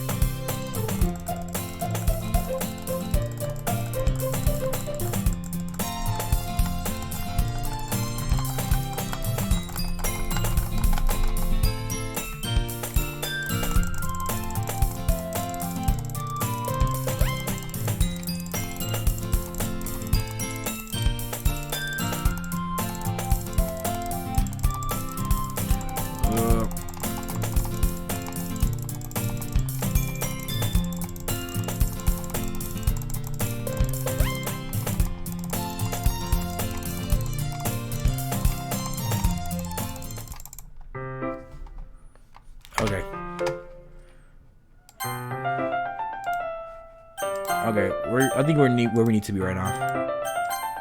Hello, Yuri. Oh. Hello, Curly. Yuri places the book as she was reading down on her desk. I'm not interrupting you or anything, am I? Oh, not at all. Were you hoping to continue our reading together? Well, yes, actually. Would that be alright? Oh, of course. Before we get started, would it be alright if I made some tea? Sure. What did you have in mind? Perhaps I can show you. Yuri stands up and drifts towards the back of the room. She opens the cupboard and retrieves a glass pitcher. I'll just be a moment, is that alright? Yeah, take your time. Yuri turns and leaves and suddenly wheels back. Oh, I almost forgot. There's an electric kettle in the cupboard. Here, would you put mind plugging it while I'm gone? Yeah, sure. See you in a bit. This time she leaves out the classroom for real. She nervously clutching onto the water pitcher, yet she still appears to make a long, elegant stride. It's really quite astonishing to see how she almost looks graceful. Oh, where's Yuri off to? You didn't scare her away, did? Shoot, my voice keeps cracking. This is terrible. What? No! At least, I don't think so. I'm just teasing you, Curly. Right. That's not really what I call a joke, but I don't argue. Yuri wanted to make some tea, so she fetched some water. I see. Yuri's very proud of the tea set she has shown into you. Oh, no, not yet. Maybe you should ask her about it. Tea is a big passion of hers, so I'm sure she'd be happy to talk about it a bit. Who knows, maybe it'll help you get a little closer to her. Eh? Monica giggles. I'm just messing with you again, Curly. At the moment the door of the clubroom opens, Yuri walks in with a pitcher full of water. Ah, speak of the devil. Oh, I can't read. Well, I won't keep you any further. Have fun with Yuri. Monica walks away, and Yuri approaches me. Is everything alright? I'm sorry for taking long. You're fine. Monica was just telling me about your tea set. Ah. A delicate smile plays across Yuri's face. Yes, would you like to see it? Monica must have been telling the truth. Go ahead, bud. I'll be streaming until like 7, so I got like a good 30 more minutes in me. I'll probably finish this act, and then I'm gonna call it a stream. Monica must have been telling the truth then. She genuinely looks excited. Gotcha. I'd be happy to, Yuri. Curly, do you like oolong tea? I don't really have a preference. I'm sure whatever you give me, I'll be fine. Very well. Yuri sets the temperature on the electric kettle to 200 degrees. She then begins measuring out the tea leaves into a strainer. Monica wasn't kidding. You must really enjoy this, huh? Yuri smiles shyly, blushing slightly. Yes, besides, reading tea is a true passion of mine. A piping hot cup of tea alongside a gripping novel? A gripping novel? Doesn't that sound wonderful? Yeah, I guess it does. I have to admit, it's kind of fascinating to see you be so exact with everything. Hugh. Tea is an art, Curly. It's a delicate dance where each step must be perfect. Even the temperature of the water needs to be precisely 200 degrees. Really, the tea I make when I haphazardly plop a tea bag in a boiling water just seems fine to me. But then again, I guess Yuri's making tea with the higher grade ingredients. Once the water's boiled, Yuri adds it to the pot, carefully steeps the tea leaves. She hums to herself delicately and pours out a cup of tea of each of us. It's nice seeing you like this. What do you mean? Just seeing you so relaxed, like you're in the zone. I see. Expressing myself really isn't as hard as I thought it'd be. I'm glad I get to do this sort of thing with someone else. Especially someone as delightful as yourself, Curly. Eh? I'm sorry if that sounded weird. I don't want to make you feel uncomfortable. It's really okay, Yuri. I want to do all this with you. It's kind of new for me as well. Maybe a bit of company will make it easier for both of us. Yes. Thank you for being so patient with me, Curly. Yuri really doesn't have much self-confidence. The least I can do is help her believe in herself a little. Maybe over time she'll grow more comfortable around the others. Curly, would it be okay if we sat on the floor today? I don't see why not. Any particular reason why though? I can rest against the wall and read instead of leaning over my desk. I often have back pain, so it'd be a little easier on me. Oh sure, I don't mind. Thank you. Sometimes it can be a real bother to have, that is to say, based on how she's acting, I guess she might be referring to, but confirming that she would probably make her feel even more embarrassed. You mean how you have terrible reading posture? I can't imagine hunching over your books like that so much is too comfortable. Yes, that's exactly what I'm going to say. So if you were even to sit on the floor? Yeah, that makes sense. Let me just get the book. I retrieve the novel alongside a small bag of chocolates. Yuri carries the teacups and places them on the ground, sliding down to the floor. Soon enough, the two of us are in the same position as yesterday. Each was holding the side of a story. Would it be okay if we... Yuri shifts a bit closer to me as our arms are touching. Her thick purple hair flops over my arm. She peers over the book. I think I like Yuri being a little bit more assertive. Here. Yuri reaches over with her free hand and presents me with a cup of tea. I carefully accept it, taking great care of it to avoid her chest as I do so. I slowly let go of the book and raise the teacup. Yuri subconsciously moves her hand underneath it to balance between both of us. Her gaze is completely focused on the page below. It's almost as if you could see her story start expanding word by word in her eyes. As she continues, I take a sip from my teacup. It has a soothing floral flavor, and it smells wonderful. Yuri wasn't kidding. This is really quite relaxing. Once I finish my tea, I take a chocolate from my bag and I fill it with the wrapper. After I clumsily dispose of it, I pop one into my mouth.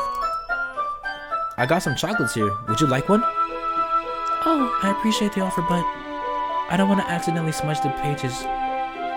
That's a good point. Sorry, I hadn't thought about that. My bad. It's quite alright. I can hold the book for us if you like.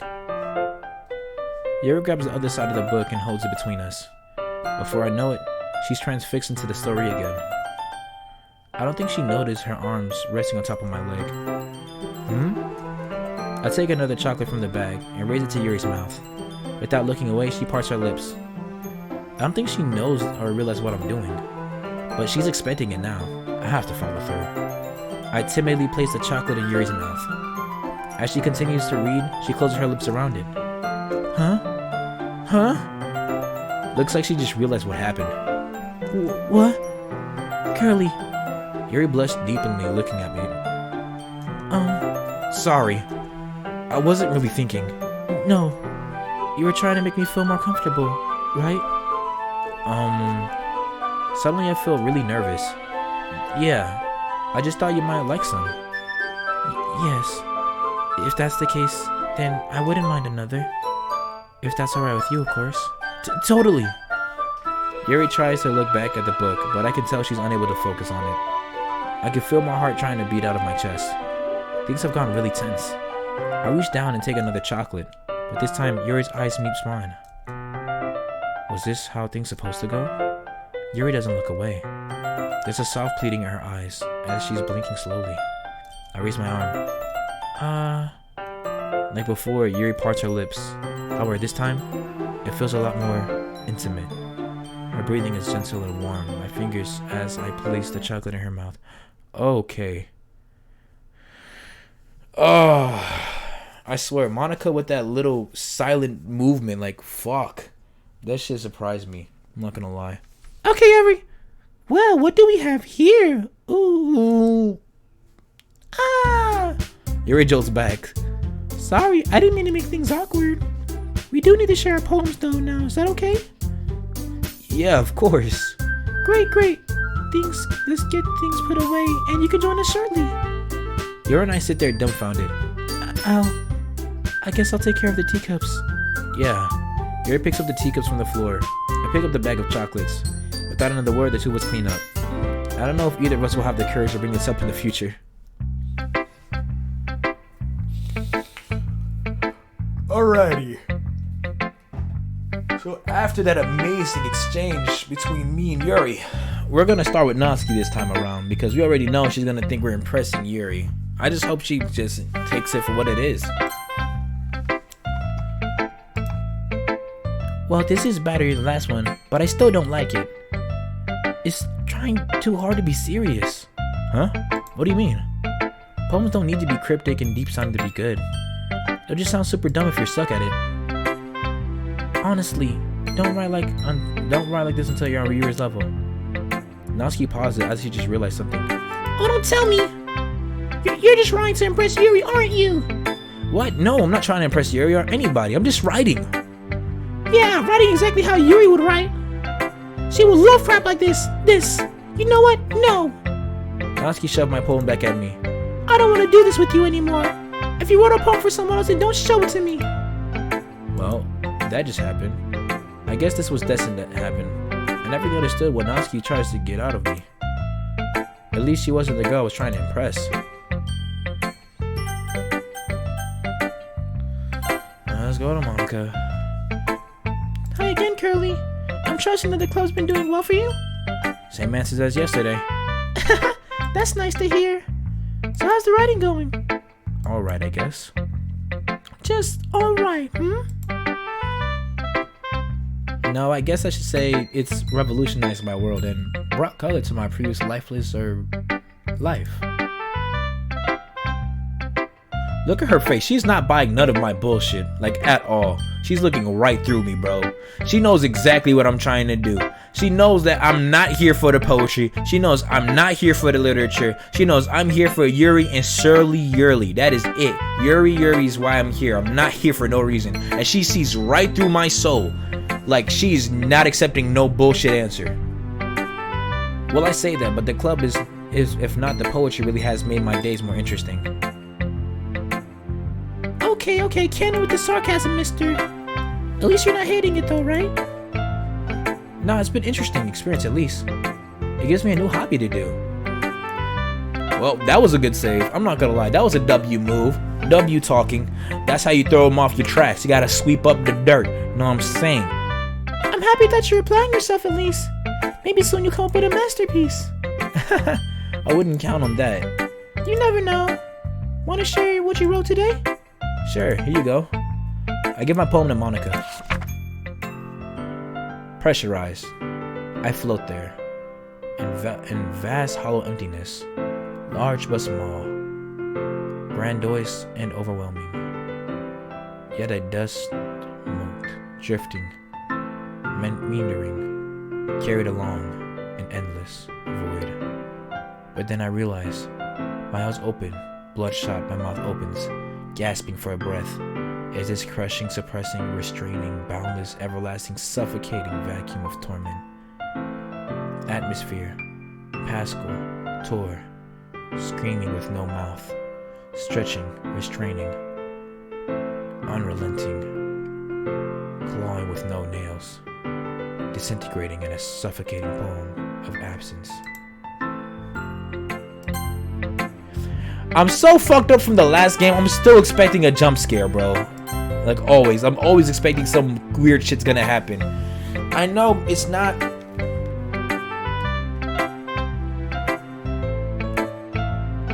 But mentally, I'm still prepared. Like, I'm still fucking ready for bullshit.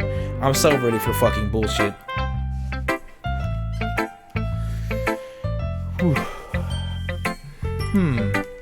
It's even more abstract than your last one, huh?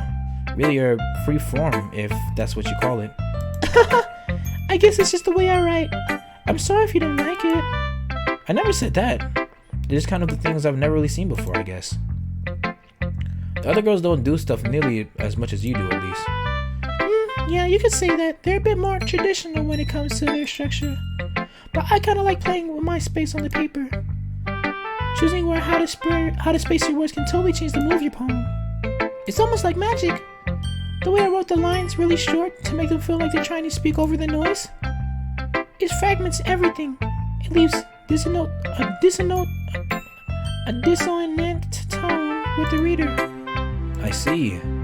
I guess there's a lot of things that you can do with poetry. Definitely. Poetry is very much an art form. So, in the second act, which is technically not the second act, but I'm still technically in the first act, but in the second day, this is where she becomes more self-aware. I'm pretty sure she knows she's self-aware now, but you can tell by her language is still a little bit like it's still breaking the fourth wall. So I'm paying attention closely. I know there's gonna be somewhere some kind of Monica bullshit. I'm not gonna be surprised when there is. No disrespect, Monica. You're meant to craft poems using never-been-seen combinations of words, interpret the world around you. You really love poetry, huh? Maybe you should write a poem about poems someday. That's not a bad idea. Anyway, it's still hard for me to tell what's your poem about. Sometimes asking what a poem about isn't the right question. A poem can be abstract about as a physical expression of a feeling, or a conversation with the reader. So putting it that way, not every poem is about something. Anyway, here's one little writing tip of the day. Are you ever too shy to share your writing because you're afraid it's not good? Now we've all had experience at that point with the poetry discussion and all. But it can be really disheartening to get a lukewarm response to something you put so much time into. If you find other people who enjoy your writing, then sharing becomes a lot easier. Because instead of just telling you that your writing is good or bad, they want you to focus more on everything you went from into it and the things you can work on. It's much more encouraging that way, and it will make you want to continue improving.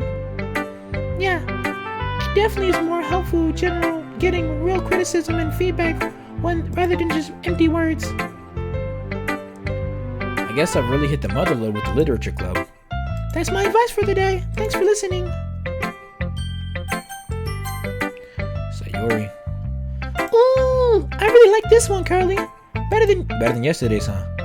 Let me think. I don't know. I guess I like them both. That's not very helpful, you know. Sorry. I'm probably not the best to get feedback from. Monica once told me it's impossible to really rate a poem because they're so subjective. So I just judge the poems of my heart. I guess I look for how the poem makes me feel. I hope that helps. Sort of. I guess some feedback is better than no feedback, right? Right. Speaking of feedback, do you want to read my poem now? Sure. Bottles. I pop off my scalp like the lid of a cookie jar. It's the secret place where I keep all my dreams. Little balls of sunshine all rubbing together like a bundle of kittens. I reach inside my thumb and my forefinger and pluck one out. It's warm and tingly, but there's no time to waste.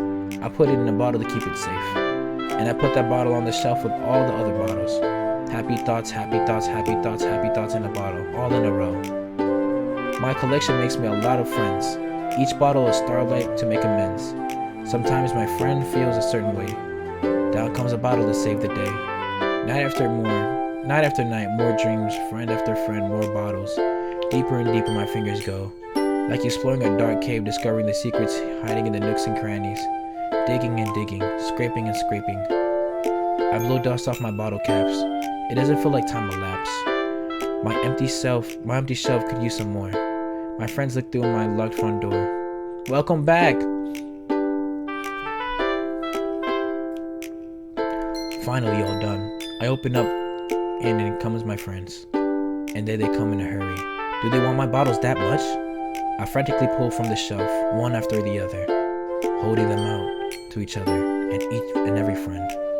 Each and every bottle. Nah, nothing much. I haven't showed my poem to Yuri yet, so it's just the second day and made my poem.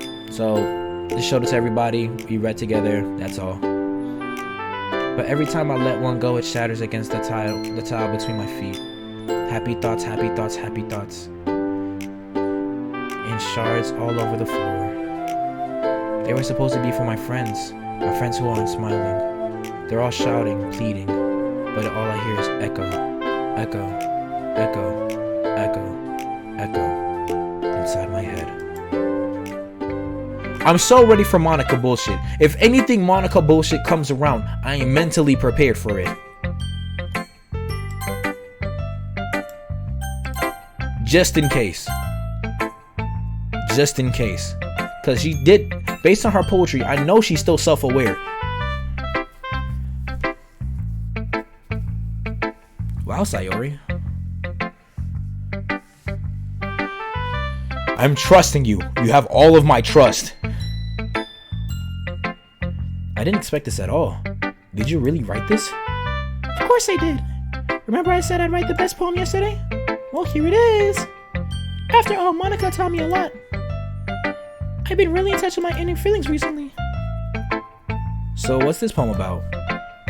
I suppose that much was obvious. Unlike Yuri and Monica's poem, Sayori is relatively simple to figure out. So if I were to interpret this correctly, you're basically doing everything you can to keep your friends happy. Yeah, you got it. I really enjoyed writing this one. You're getting your thoughts out onto paper and turning them into a poem. It's like magic. Well, I think it's amazing. You should really be proud of it. Thank you, Curly. That means a lot. I didn't think it was that good, though. Nah, it's great. Seriously. I can't help but notice the latter half of the poem isn't quite as cheery. In fact, it's somewhat alarming. A very dark contrast to the cheeriness I'm used to with Sayori. Although, maybe I'm looking into this a little too much, but the end of the poem is pretty dark. And you said you've been in touch with your feelings recently, so I'm just checking. Is everything okay? Of course, silly. I forgot to tell you, I really like writing about bittersweet stuff. Stuff that isn't just happy or sad. A mixture of the two. And this poem is what I mean. It's just my writing style. Ah, okay. That makes sense, I guess. Well, either way, I'm glad you're enjoying writing so much. I hope you keep it up. Good to have a hobby. Of course, and hopefully, you'll also stick with it. So I look forward to seeing all the poems you write in the future. Well, no guarantees there. But just seeing them in the passion of Sayori's eyes, it's hard to be pessimistic. And finally, Yuri. Team Yuri 100%. And we're going to save per usual.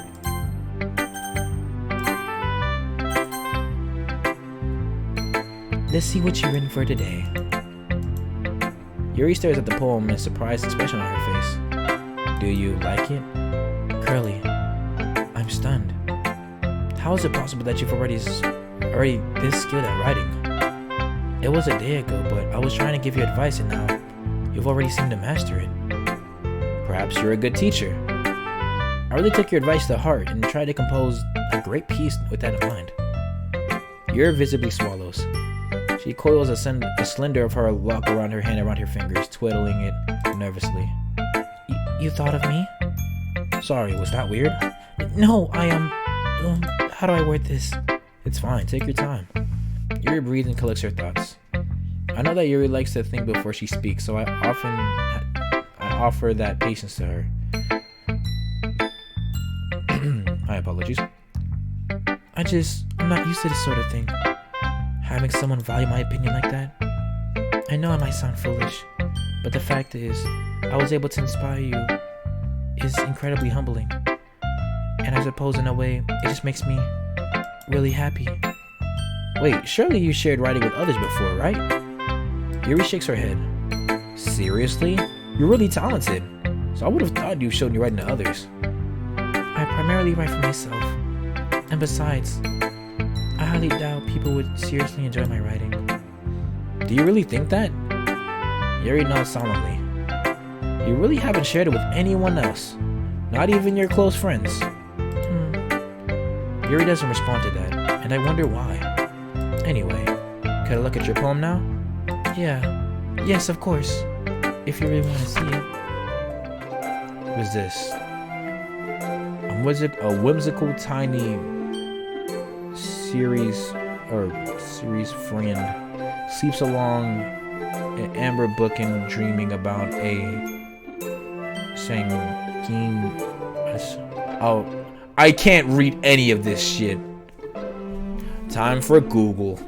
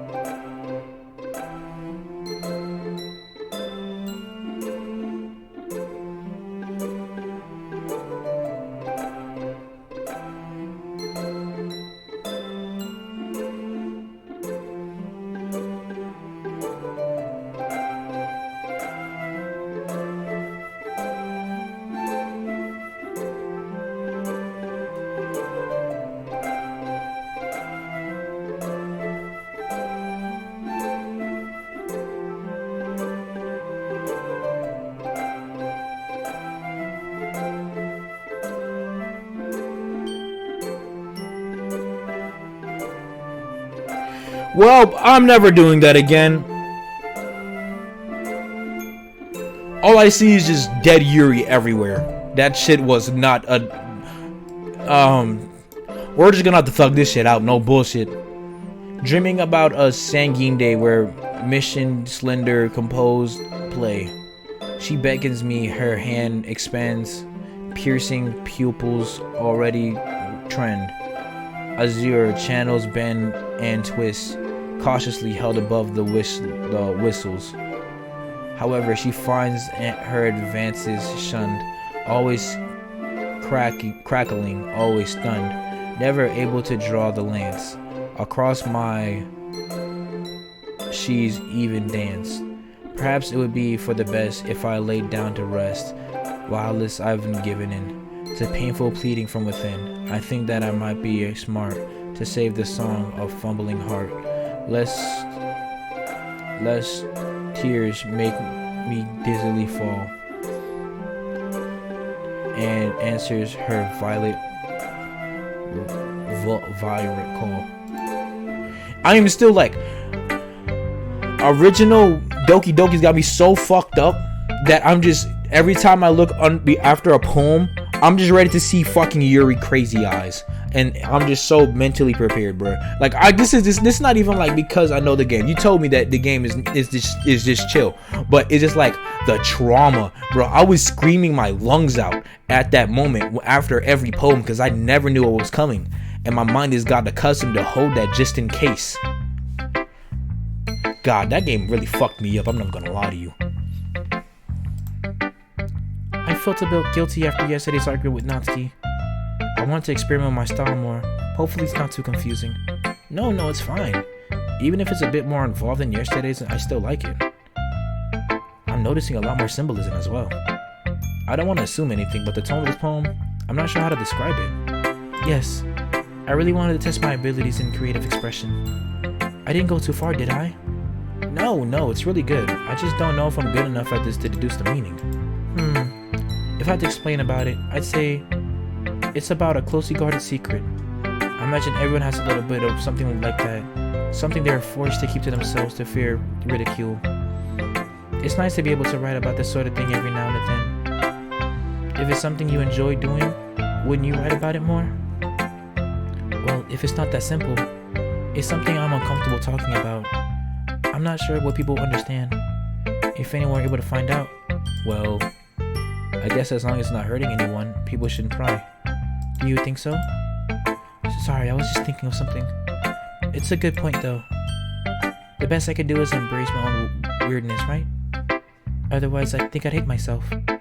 Sorry to keep you so long. Thank you for allowing me to ramble. There aren't many people in this world like you, Curly. When I share my writing with you, I feel like you genuinely care about what I have to say.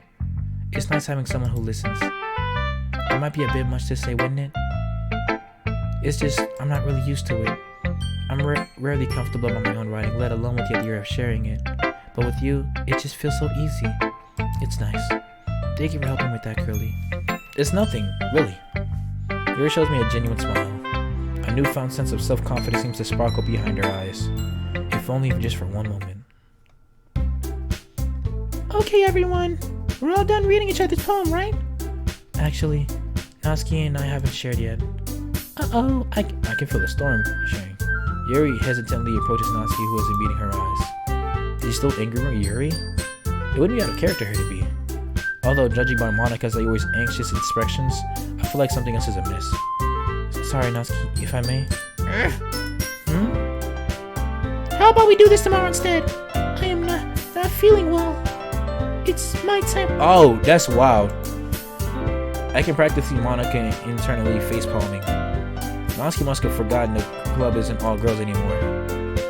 Oh, is that so? I'm sorry, you must feel absolutely terrible, even if you can't share your poem today. You don't need to apologize. It's not your fault. I can definitely share tomorrow. No, it's okay, man. If you're just chilling and watching or just relaxing, man, it's cool. Cool with me, bud. I'm just having a blast right now. Seeing Natsuki flourish, Yuri being different, Monika not geeking out the game, Sayori alive. Life's good, in my opinion. Sayori's alive. That's a plus. I'm on day 2. That's where I'm at right now. I'm on day 2. That's where I'm at. I'm enjoying it, in my opinion. In my opinion, this mod is very solid. But there's a lot of secrets I don't think I've uncovered in regular DDLC that I low-key want to uncover. So after I knock out each girl in this mod, I'm probably gonna go over there and knock out that, and then probably start something new. And I should be streaming around tomorrow around like 4. So if you're interested to chill out there and watch. I wrote this thinking of an argument yesterday. I suppose I wanted to show you that I'm more open-minded than I have ever appeared, as a way of reprimanding. I know that it's not much, but hopefully this can contribute to reconciliation between us. Awesome. Although we have our disagreements, I would like to consider you a friend, and friends forgive each other. So I'm sorry if that's presumptuous for me to say. No, it's not presumptuous to say that, because I like to consider you a friend too. So you can hand that poem over. With a shy smile, Yuri hands the sheet of paper to her over to Natsuki. As Natsuki reads it with her eyes widen. You're writing. Oh, there's a third? Thanks for coming to the stream! Welcome in. I hope that you're enjoying the stream, you're watching it. And right now I'm playing Doki Doki Literature Club Blue Skies. It's a mod for the other game, which is more a complete dating sim. But it does have a little parts that do scare me just a little bit. So, but I am enjoying this overall. I'm really right now I'm focusing on Yuri, and next maybe Sayuri or Natsuki after I finish this Yuri path. You're writing using rhyme and stuff like me. You could say you convinced me to practice.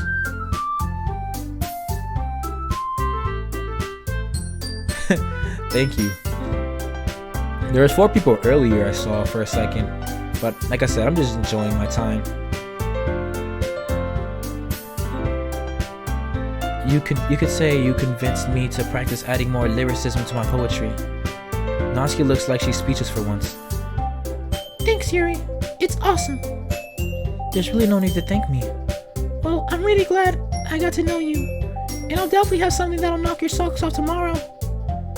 Then I'll be looking forward to that. I do hope you feel better tomorrow as well, so that you could share your own work with me then. Yeah, of course. That was a crisis and a half avoided. I'm really glad that Natsuki and Yuri worked things out, and it seems that Monika and Sayori feel the same way. It's good to see everyone getting along. Now that we are done sharing, I have something to discuss with you all. There's a great opportunity for expanding the club that's coming up. Is this about the festival? You could say that. Do we really have to do something? It's only in a few days, and so it's not like we'll be able to come up with anything good. Yes, that's something I'm concerned about as well. With such little time and purpose left to prepare, I doubt we'll have to put anything good enough to attract new members. Yeah, we'll just end up embarrassing ourselves. Oh, don't worry so much. We're going to keep it simple, okay? Nothing more than a few decorations. I could design some pamphlets to hand out at the event, so you already made some posters to put around the school. Okay, that's great and all, but that doesn't tell us what we're actually going to be doing for the event. Sorry, I'm getting ahead of myself. We're going to put on a poetry performance. A what? Monika? Everyone's going to choose a poem to recite out loud.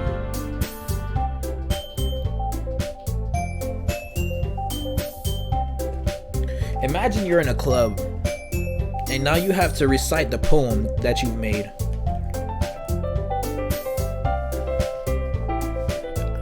That's gonna be wild. It doesn't have to be written by you, as long as you put your heart into the reaction. Although, of course, it'd be great if you could show off your own work. And the cool part is, we're also gonna let anyone else come up and recite their own poems too. Yeah, I put on the thing on the poster that says bring your own poems. It's gonna be so cool. Saria pulls a poster from her bag and holds it up for us to see. Are you kidding me, Monika? Don't tell me you started putting those posters up already. Well, I did. Do you really think it's that bad of an idea? Oh, you didn't even ask us before you even started advertising. We never agreed to stand up in front of a bunch of people and perform our own poems. I agree with Natsuki. I could never in my life do something like that. Imagining it, Yuri shaking her head in fear. Guys. Yes, let's please calm down and take a moment to think about this. I understand that you two haven't much experience in sharing poems out loud. In fact, we all haven't done that much. But I still think we should try our best. Look around. Monica motions of all of us. We're all here because we have passions for literature in this club. Don't you guys want to share that passion with other people to inspire them to pursue their inner writer? Just say, just in case. Just in case. Yeah! It's all about exploring yourself and trying new things, all while having fun. Monica and I nod our heads in agreement. Natsuki and Yuri, on the other hand, remain silent. Guess that means it's my turn to say something. I mean, I don't think it's too much to ask. As Monica said, we're all here because we care about the club and want to see it flourish. And if all that means is a 2-minute poetry performance, then I think we can manage. Sayori and Monica's face lighten up as I finish speaking. Hey, it isn't like we don't care about the club. It's just... Do we really have to perform? You know how hard it is to get new members? It's because people are just narrow-minded jerks. They don't even give literature a chance. Who's to say the festival will be any different? I'm inclined to agree with Natsuki. I'm sorry, Monica. I know how much you want to do this, but I just can't imagine performing in front of a crowd of strangers. Well, at least Yuri and Natsuki have proven to agree on something. Monica sighs, her eyes are closed and rubs her temples. Look, guys, I know you're anxious. I understand that, I really do, but to be honest with you, I'm a little nervous myself, too. After all, it's my club, so people are going to judge me the most if our performance don't go too well. Natsuki, if it makes you feel better, a few of my friends will be coming along. They're lovely people. They won't judge you for your tastes. I've known them for a few years, so trust me. Natsuki huffs, turning away. She doesn't look like she's particularly convinced. And Yuri, I know it's scary though, but I've thought of your way too easy. You're into it. Why don't we start by practicing our poems to each other in the club? No way! Monica, this is too sudden. Well, if you can't recite the poem in front of the club, how do you think you're gonna do it in front of strangers? But Monica, there's just gotta be something else we can do! Yuri nods vigorously at Natsuki's word, anxiety went all over her face. But guys... No, Sayori. It's okay.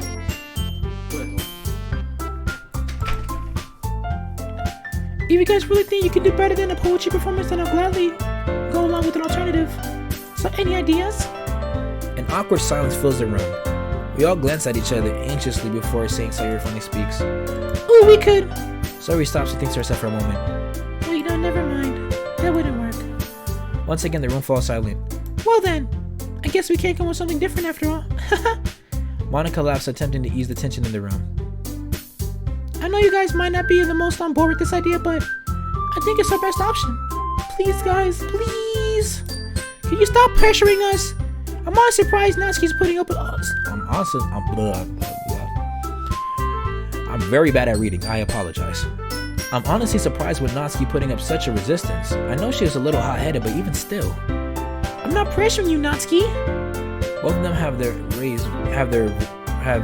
raised their voice. Yuri looks a little startled, and Sayori is looking anxious and to intervene. Aww, guys, please, no need to get angry. Can't we just discuss this normally?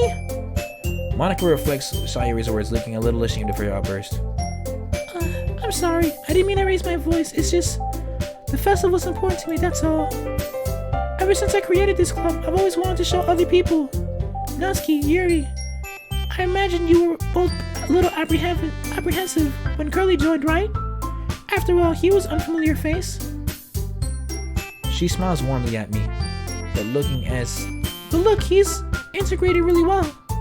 He's made the effort to get to know us and our individual writing styles. She turns to Yuri. And Yuri, remember at the start when he asked you for a book recommendation? Yuri nods and Monica shoots her a knowing smile. She's on game. She's on game, low key. She's playing chess, not checkers. Let her cook. Monica said, I am the president for a reason. She said, I will make this work. Don't worry about it. I just need you to work. Just do your little thing, yeah? I respect it. Basically, right now, Monica's trying to convince them all. She's taking a idea that she's already done. I can see, yeah, Monica is goated. I'm not gonna even hold you. Must have been lovely being able to share a book you're so passionate about with a new person, right? Yes, it was enjoyable to discuss it with you, Curly. Yeah, likewise. It isn't something I normally read, so without you, it would have gone by unnoticed. See, guys? Maybe we'll find more people who are just into Aura's Yuri. More people like-minded. Now come on, tell me this isn't a more appealing idea. Yes, of course, but really my biggest issue isn't actually the performance aspect of the festival. Well, like I said, I know it's scary, thoughts performing in front of a bunch of strangers. But trust me when I say I have full faith in all of you. Your poems are amazing, guys. I just know people will love them. It's almost criminal not to show them off. So what do you think, guys? For me? For us? Fine. I still don't think this is a good idea. I'll do it. Just stop guilt tripping us. Phew. Thanks, Natsuki. And you, Yuri? Yuri nervously glances at each of us for accepting face. But Monica, what if people start to being inconsiderate and disturb us or laugh? I'm not surprised Yuri's worried about this. Oh, don't worry. If someone steps out of line, I'll put a swift stop to that. Her voice has changed like this. Oh, don't worry. If anyone steps out of line, I'll put a swift stop to that. Immediately. She has a stern glint in her eyes, and I have to repress a shiver. I'm kind of glad she's with us. Yuri looks somewhat relieved, but it's clear she's still worried. She swallows and nods. I suppose I really don't have a choice, do I? I shake my head. Okay, I'll do it. Yay! That's everyone! You're the best, Yuri! This club is seriously going to be the death of me. I know you'll do great, Yuri. Just trust me. But anyway, let's move back to the main event. While we have time, I want each of you to choose a poem of your own and practice reciting it for each other. Yuri and Natsuki exchange uneasy glances, but don't say anything. Don't worry, I'll go first so everyone feels a little bit more comfortable. Can I go next? Of course. Now let's see. Monica flips through her book, searching for a specific poem. Here we are. The title of the poem is The Way We Fly. Monica begins reciting her poem. Her clear, confident voice fills the room. Her eyes move across the poem in sync with her lips. Every word has perfect amount of emotion put behind it, making the poem almost come to life. Her inflection is extraordinary. I'm impressed, and judging by a quick glance around me, so is everyone else. Sayuri looks amazed. Yuri has an intense expression on her face that I don't understand. Even Natsuki's once sour attitude was replaced by awe. Finally, Monica finishes recitation. The four of us applaud. Monica takes a breath and smiles. That was so good, Monica! Thank you very much. I was just hoping to set a good example. Are you ready to go next, Sayuri? Yep. Sayuri jumps up from her chair and takes Monica's place in the front of the room. This poem is called, how did you do this so easily, Monica? Well, try to imagine you're alone, like you're reciting it to yourself. It's your poem, so it'll come the best that way. Oh, I think I get it. Sayuri nods to herself. Anyway, this poem is called My Meadow. Sayuri begins reciting her poem. It seems as if her soft voice is a perfect match. As for the poem itself, it has a similar tone when compared to the other ones. It's peaceful, yet somehow at the same time, bittersweet, you could call it. Hearing the poem in Sayuri's voice almost gives an entirely new meaning. I think this is what Sayuri means when she says she likes my poems. It's like seeing a whole new side of someone, you know, someone completely different. Sayuri finishes and we all applaud. I did it! Yep, good job. Sayuri beams as she always walks into the back of her seat. So, who'd like to go next? Natsuki, Yuri, and I look at each other nervously. I open my mouth, but Yuri beats me to the punch. I'll go. Nice. Thanks for showing initiative, Yuri. Yes. Yuri rushes over to the podium, clutching her sheet of paper in her hands. This poem is called... Yuri freezes as she looks up at us. You can do it, Yuri! It's called After Image of a Crimson Eye. Yuri begins to recite her poem. Her voice is shaky at first, but the more she reads, the more her confident she sounds. It's similar to what happens when she gets absorbed in a book. The shy, apprehensive Yuri is replaced by a fierce and confident woman. The poem itself is like an amazing structure with twists and turns in every line. But Yuri's unfazed. Bro, we gotta take it slow. We gotta enjoy every little ounce of yeah. Suddenly, she's finished. Everyone is stunned. Yuri snapped back into reality after glancing around as if she's bewildered even at herself. Monica's the first to start applauding. Sheepishly, I follow alongside and soon the clubroom is filled with the sound of applause. Yuri ducks her head in embarrassment, a shy smile creeping over her face. Yuri, that was really good, like I said. But I'm enjoying it! So basically it's the same thing of the first game. We're already close. We're real close, guys. We're real close. Don't worry about it. Thank you for sharing. Thanks. Guess Yuri's done for the day. So who'd like to go next? Natsuki? Why should I go before Curly? It's not like I compare to you guys anyway.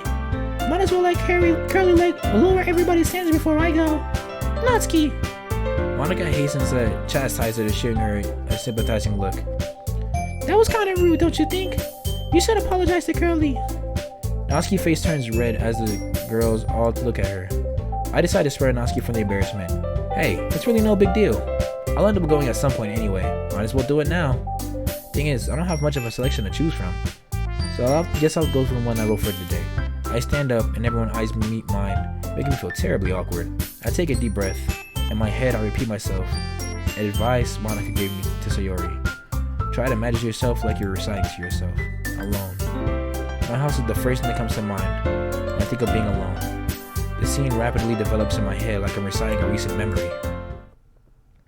I'm sitting alone at my desk. The dim light hanging from the ceiling gives warmth to my room. In front of me is the poem I just finished. The ink from my pen is still fresh from the page. I pick up the notebook and begin reciting out loud. While I'm not the most confident in it, I still try to put energy into it. I can almost hear my voice echoing in my bedroom walls. As I finish, the sound of applause pulls me out from the daydream. I'm back to the clubroom, standing before the podium while the girls are politely applauding my performance.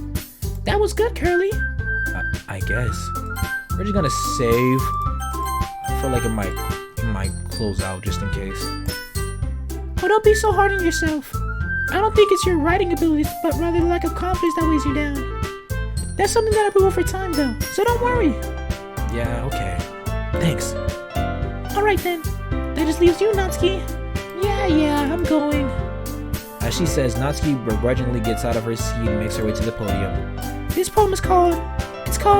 Stop looking at me! But you're presenting. You don't have to stare right into my soul, though. She takes a moment to compose herself. Anyway, the poem is called Jump. Natsuki takes a breath. While her voice is unenthusiastic, the poem has a surprising amount of energy to it. The rhymes tie to each other,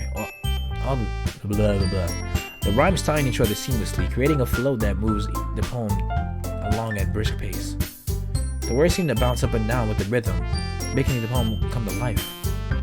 It's Natsuki's signature style, and it works exceptionally well when read out loud at least. She quickly finishes and huffs as she makes her way back to her seat.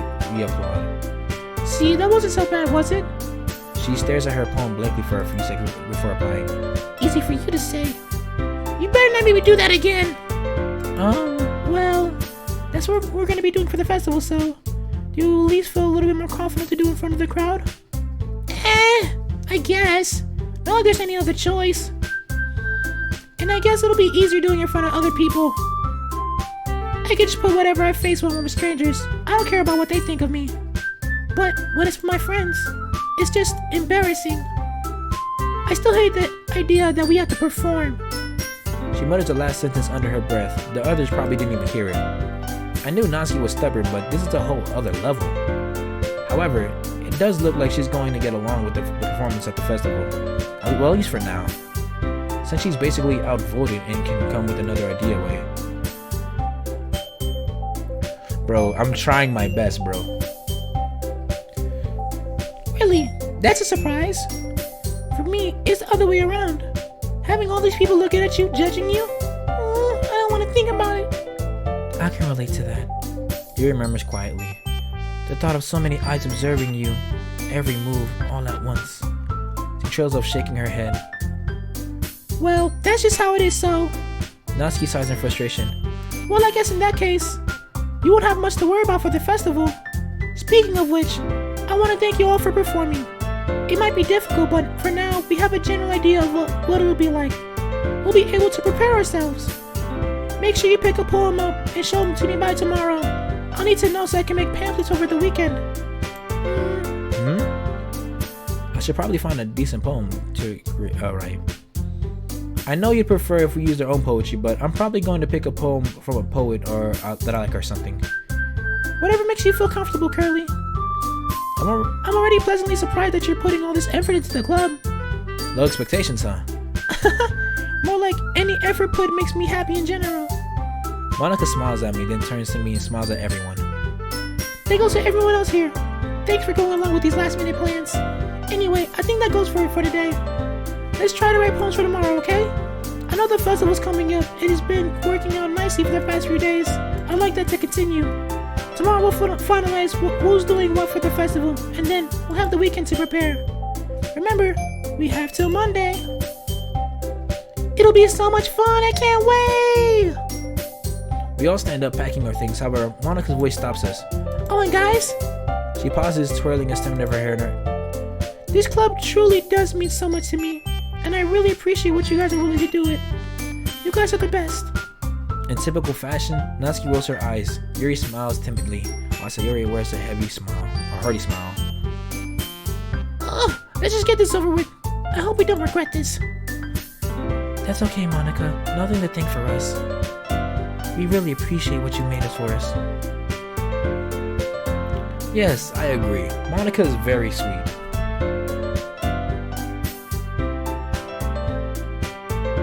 I like Monica. Pause. Monica's sweet. She doesn't try to take you away from anybody. And I feel like she may be a little left out. But I'm just grateful that, I'm just doing me. I can do this. Yeah, I love it here. We'll get to spread this little cozy little place to other people. Yeah, let's all go with Monica. Alright. I stand up and guard my bag. While I'm certainly not enthusiastic as Monica Sayori is about the festival, if I can pull the little daydream stunt again, I think I'll be alright. It's for the sake of the club, not to mention impressing the girls. Once I'm fully packed, I walk over to Sayori. Ready to go? Yep. Jeez, don't you ever guys get tired of walking home with Curly Sayori? What's that supposed to mean? Oh, don't mind her. You guys are more adorable than anything. Alright. No need to make such a big deal about it. It must be nice though. Yeah, I guess. Ah, jeez. Let's just go home already, Sayori. Okay. The two of us begin to walk home. A lot has changed in the past few days. Lost in thought, I don't even notice how quiet Sayori's been until we're almost back home. There's a lot going up in the club right now, eh? I'll bet you're thinking about your new vice president duties that you'll have to deal with the club getting bigger. Huh? Yeah. Anything specific on your mind? Not really. Sorry, did you want to talk? I mean, we don't have to if you're thinking about stuff. No, it's nice talking to you. I was thinking about something from earlier. It's nice that we, never mind, it's nothing. You're sounding like Yuri right now. Huh? Oh yeah. Well, I guess I just have a question for you, Curly. What's up? Sayori clears her throat before speaking. So let's just say one day Yuri will ask to walk home with you. Huh? It's okay, bud. What would you do? What kind of question is that? You're kind of putting me in the spot here. Who would I walk home with?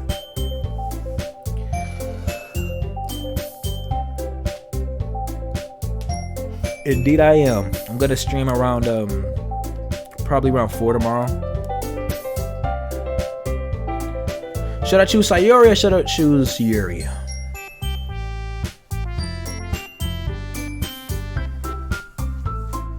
I'm gonna choose Sayori.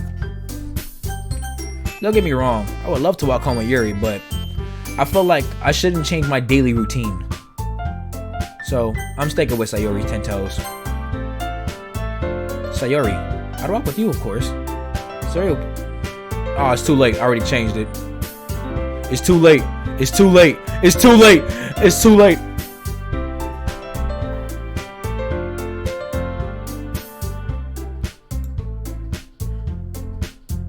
Will that mess up the plan?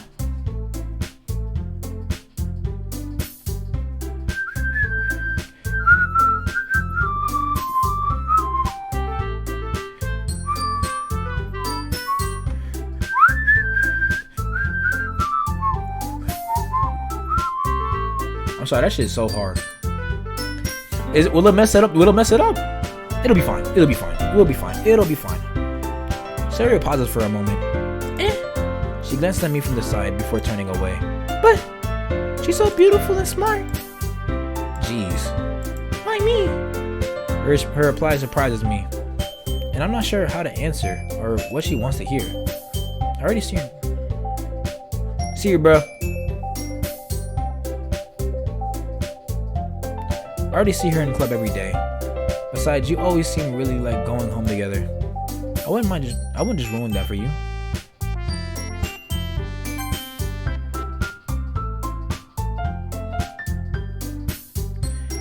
I'm very tempted to go back and choose Yuri, but I'm gonna stick with my choice. I'm gonna stay 10 toes. I'm gonna stay 10 toes. I'm gonna stay 10 toes. I'm staying 10 toes. You're so silly, Curly. She gives me a pink smile. You think about me too much sometimes.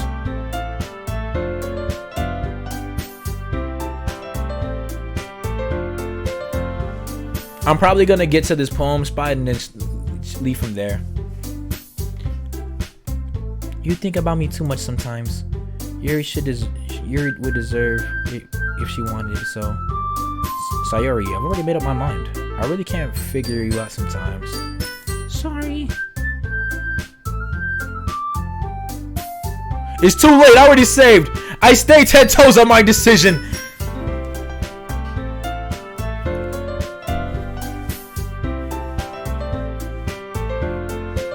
There's no way I can go back.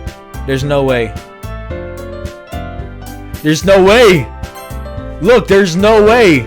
There's no way I can go back. There's no way. This was 2 hours ago. Or close to 1 hour.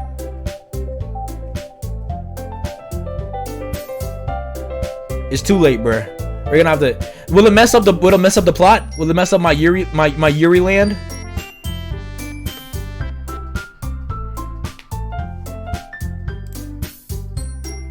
Will it mess up playing Yuri?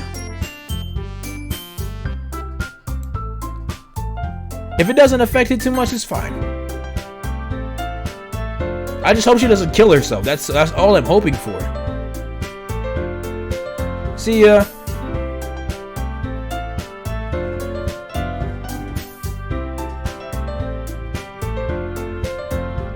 Thanks for joining the stream. Besides, like I said, I enjoyed catching up with you again. Why would I just change that for another girl? Walking with you, talking about anything is just great throwback. She doesn't seem happy about that. I just imagine that'd be both for childhood's words pleasant. Strange. The conversation trails off. It's kind of weird for Sayori to care so much about. But I want to respect her. She ate Yuri. The only reason why I chose Sayori is because I didn't do it last time. And it's not in what all I want to make clear is that I care about Sayori's well-being. I'm not in love with Sayori. I just want to let her know, hey, I'm here, you know? The good old buddy friend that you've always had. Just in case things with Yuri don't go well. Sayori and I parted ways without saying another word. I reached my house and opened the door. I'm home. No response. I'm alone as usual. I mumbled that part to myself. Talking to myself as if I'm the protagonist of a manga or a game. Mom is still on her business trip. She's never home anymore. I miss her. But I don't blame her for anything. It's hard enough providing for yourself, let alone a kid. Since I'm alone, I decided to make an instant meal for dinner. Digging through my cabinets, I find some old soup cups. Miso soup sounds good. I unwrap the packaging and pour some water into the place in the metal microwave. While it cooks, my mind wanders back to the performance earlier. That daydream was so vivid and realistic. Can I really pull off that performance again? But this time in front of a crowd? I wasn't even that great in the first place. Just doing it in front of the girls was never rocking. Guess I'm not really used to being around people again. Maybe that's it. Thinking about it, I've always been kind of subconsciously isolating myself from people ever since the divorce. Before it even, in some cases. I wonder when I started shunning myself in.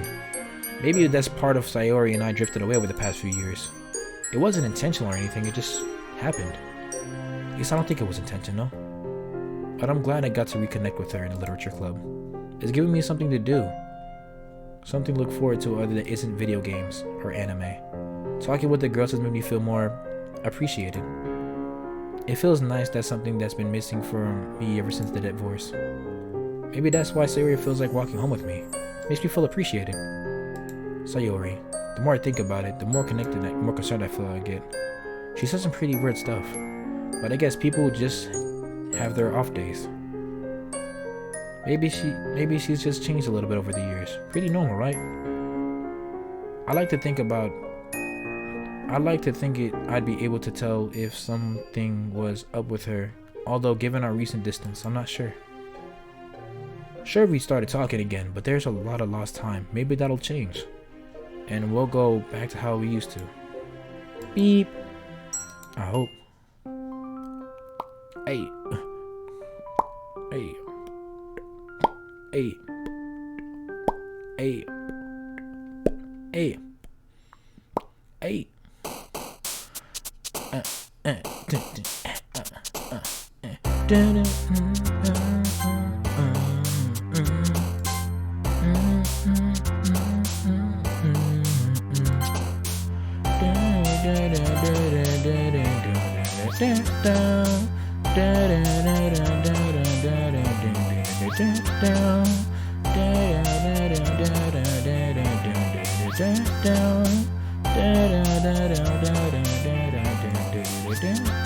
Yeah.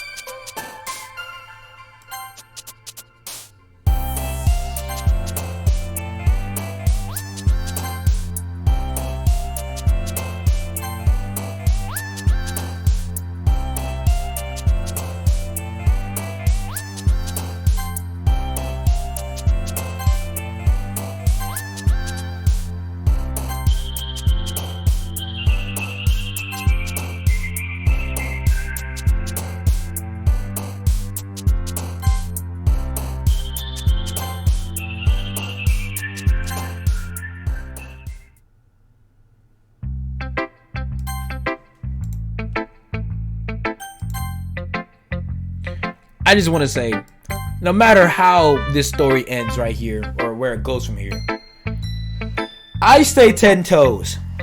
I regret nothing. I stay 10 toes on my decision, and that's how it should be. When you make a decision, people, guys, ladies and gentlemen, make sure you don't regret it. Make sure you just say, fuck it, you go with it. You know? That's all that matters. Anyways. Oh man, I'm the last one here. Oh, don't worry about it. Everyone's late from time to time. Besides, you've been working hard, so I think you deserve some slack. I guess so. I'm usually pretty punctual, but I just lost track of time today. What made you forget the time? It's a funny story. The piano! The piano from the last game was crazy, I'm not even gonna lie.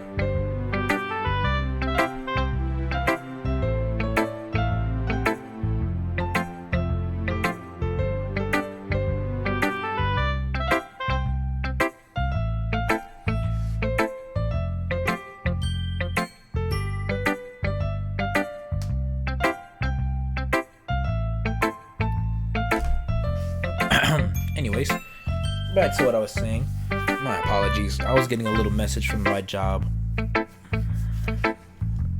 I recently decided to learn how to play the piano, so I was practicing just now. That's probably why I didn't notice the school bell going off. You can play the piano? That's quite impressive. I've always wanted to play an instrument myself. It's not as cool as you may make it out to be. I've only been playing for a little while, so I've got ways to go before I'm any good. You should pick up an instrument too, Yuri. I could definitely see you playing violin. Yeah, that pretty much suits Yuri perfectly. The violin is a beautiful instrument. I'm partial to the sound of the flute as well. Flutes can be calm and elegant just like you. Thank you. How's it like to play the piano? It's a really enjoyable instrument to play. Not to mention, I really love how it sounds. One will make it sound gentle and soothing, the next powerful and full of force. The piano's an instrument that I'm familiar with too. Well, at least somewhat. My father had signed me up for piano lessons when I was younger. He'd been playing it to me since I was in high school and wanted me to pass down his passion to me. But I never really got into it, considering that you think that I would hate the piano. But for some reason, I find myself internally cheering on Monica. Maybe because it reminds me of my father in a way. Monica, you certainly have a talent. You are Pardon me. Monica, you certainly are a talented individual. First starting your own club from the ground up and now picking up piano on a whim. I doubt I'll be able to do that. Oh, don't say that. Anyone can do amazing things as long as they have passion to do it. Which is why I think we're all gonna do amazing at the festival. Oh, I can't wait for the festival! It's gonna be awesome! Natsuki, weren't you just protesting the festival yesterday? Well, obviously I was meaning everything besides our part of the festival. I still don't like the idea of performing. Monica rolls her eyes again. I don't want to start the whole debate over again yesterday. But I am looking forward towards everything else. It's a whole day off of school where you can just run around, eat till you burst. I can see the eagerness in Natsuki's eyes. She must really like food. Kinda reminds me of a certain someone. Speaking of which, where is Sayori? Oh, there you are. Sayori sits in the back of the room, staring out the window. I walk over to her. As I do, this girl continues to converse behind me. Something about squid. Hey Sayori. I wave my hand in front of her face. You're spacing out again. Sorry. Don't mind me. You can go talk to everyone else. Huh? Are you okay? She forces a smile. It's not very convincing. Of course I am, silly. Why wouldn't I be? I don't know. You just seem a bit off today. Maybe I'm wrong, but my mind wanders back what she asked me while we were walking home together. You worry too much, Curly. You worry too much, Curly. I'm fine. Seriously. She shows me another smile, much bigger and more genuine. While it seems much more Sayori-like, there's still something inside me that feels like something's up. Sayori must have noticed that she hastens to explain. To tell you the truth, I just didn't get much sleep last night. I'm really tired, so I'm a little cranky. Seriously though, I'm probably not much fun to hang around with right now. Why don't you spend the time with the others? I might try to have a little nap. Sure. Okay, just know that if anything's bothering you, can talk to me, okay? I'd hate to see you suffering in silence. She nods. Suffer might be a little strong word. Well, you know what I mean. Sayori nods again, then shoos me away. As I wander off to talk to Monica, that feeling of uneasiness isn't going away. Maybe that's just how Sayori is these days.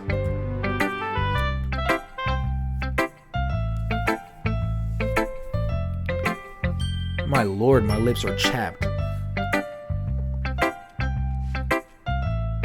Alright, give me like 30 seconds. I'm gonna go grab a water bottle really quickly, guys.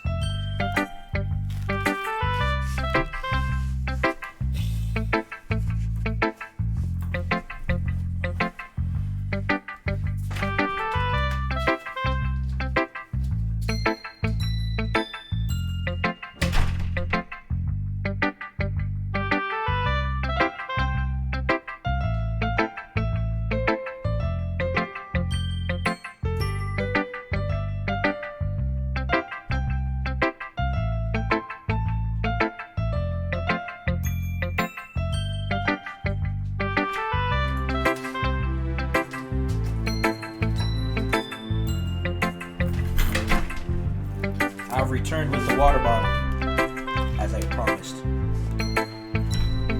Oof, my back. My arms are so sore. I mean, it's been a good few years since we properly hung out together. Maybe she's changed. Deep down, I know that isn't the reason. Still, maybe Monica knows more than I do. After all, she's the president, right? I timidly approach her. She's shuffling through papers at her desk. Curly, what's up? I decide to jump right into it. There's no point in beating around the bush. Whew, Lord. That water is amazing. Hey, so, have you noticed anything wrong with Sayori recently? Wrong? Yo, thank you for the follow! I'm just, playing Doki Doki Literature, Club. It's a mod. I have on my, on the channel, if you want to check out the original Doki Doki that I played, the regular horror psychological game, is also on the channel, or, yeah, my Twitch channel. And they're at reruns, and they're also going to be in my YouTube as well. So, thank you for following, and I hope you enjoy the stream. Wrong? What do you mean? I don't know, just it seems a little downcast yesterday. So, do you have any idea why she might be feeling off? Like, have you seen her act this way before? No, I can't say I've ever seen her like this before. Yeah, she said she's feeling tired, but she didn't get much sleep yesterday. But to be honest, I'm not buying it. She's normally upbeat and cheerful. Her behavior has become so uncharacteristic. Monica appears across the room, Sayori who idly dragging rubber eraser down her desk. Yes, I do take suggestions. This mom was a suggestion to one of the people that were here earlier.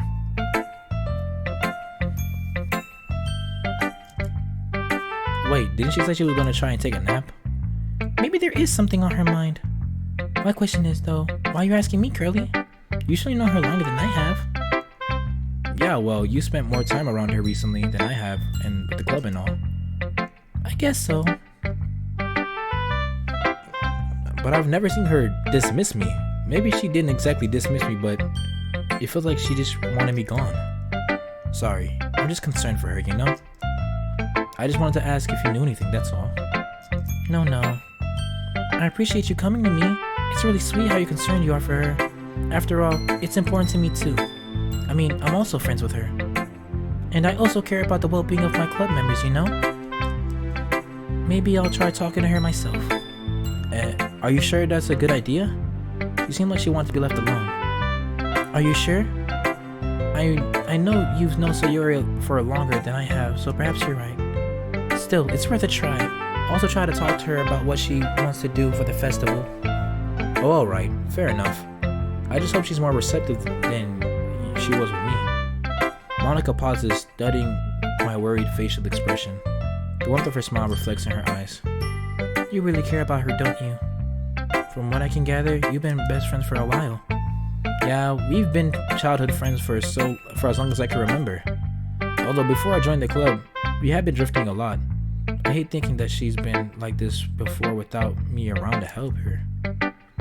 I know it's hard, Curly. It's never easy seeing a friend suffer. But for what it's worth, she's lucky to have such a thoughtful friend looking out for her. Don't blame yourself for it. You can always be there for everyone. I know she's right, but the feeling of guilt still resides. Yeah, I guess. Hey, she's been a lot happier in the club since you joined, you know? Huh? Really? Yeah. Yep. She told me she was kind of surprised at first. She didn't expect you to join. But once she got over that, she enjoyed having you around. Be safe. Just in case.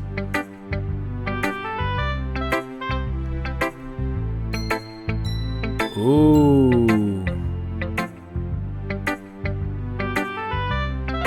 Interesting.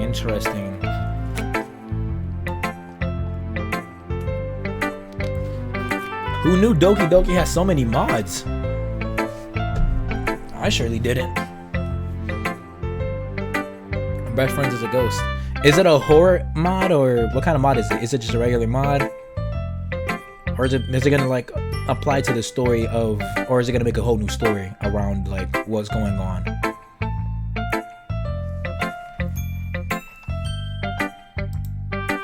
She'll be fine, don't worry. I sure hope so. Let's just hope you're right, Monica. Thank you for everything, by the way. You've been a big help. Not horror? Okay, no worries. Best friend is a ghost. Interesting. She stands up from her desk and walks across from the room where Yuri's sitting. I watch her kneel down next to Sarah and gently talk to her, but she keeps her voice so quiet. I sigh and sit myself. I know Sierra told me not to worry about her and not to have fun and to have fun with everyone else, but that's impossible. I'm gonna have to really check that out. That sounds really interesting. I'll write it down in my notes right now.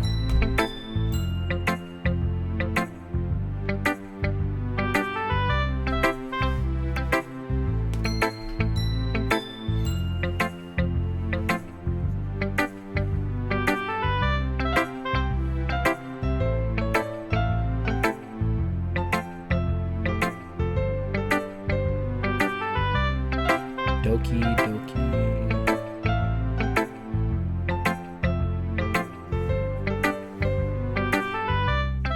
It just came out? You don't say.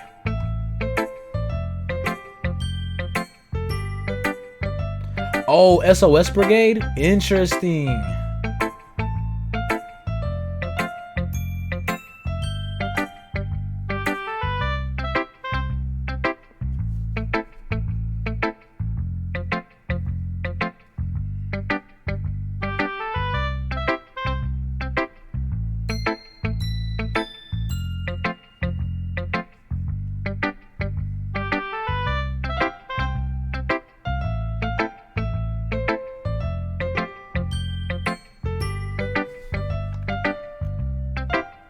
Alrighty. After I finish playing through this one, I will happily check this one out. But that's impossible to do when she's behaving like this. But there's nothing I can do besides wait for Monica. Yeah, so far. But for some reason, I can't shake the feeling that I'm being watched. I glance around the room. Suddenly, I notice that Yuri is peering over to peep at me. Realizing that she's staring, she timidly hides behind her book. Did she overhear the stuff about Sierra? Perhaps she can help. I walk over to Yuri, where Yuri is sitting into the next desk beside her. Sorry, I'm distracting you. I didn't mean to stare at you like that. Yuri, it's okay. You're not bothering me at all. She sighs, appearing what someone relieved. I can't speak. Water, do your thing.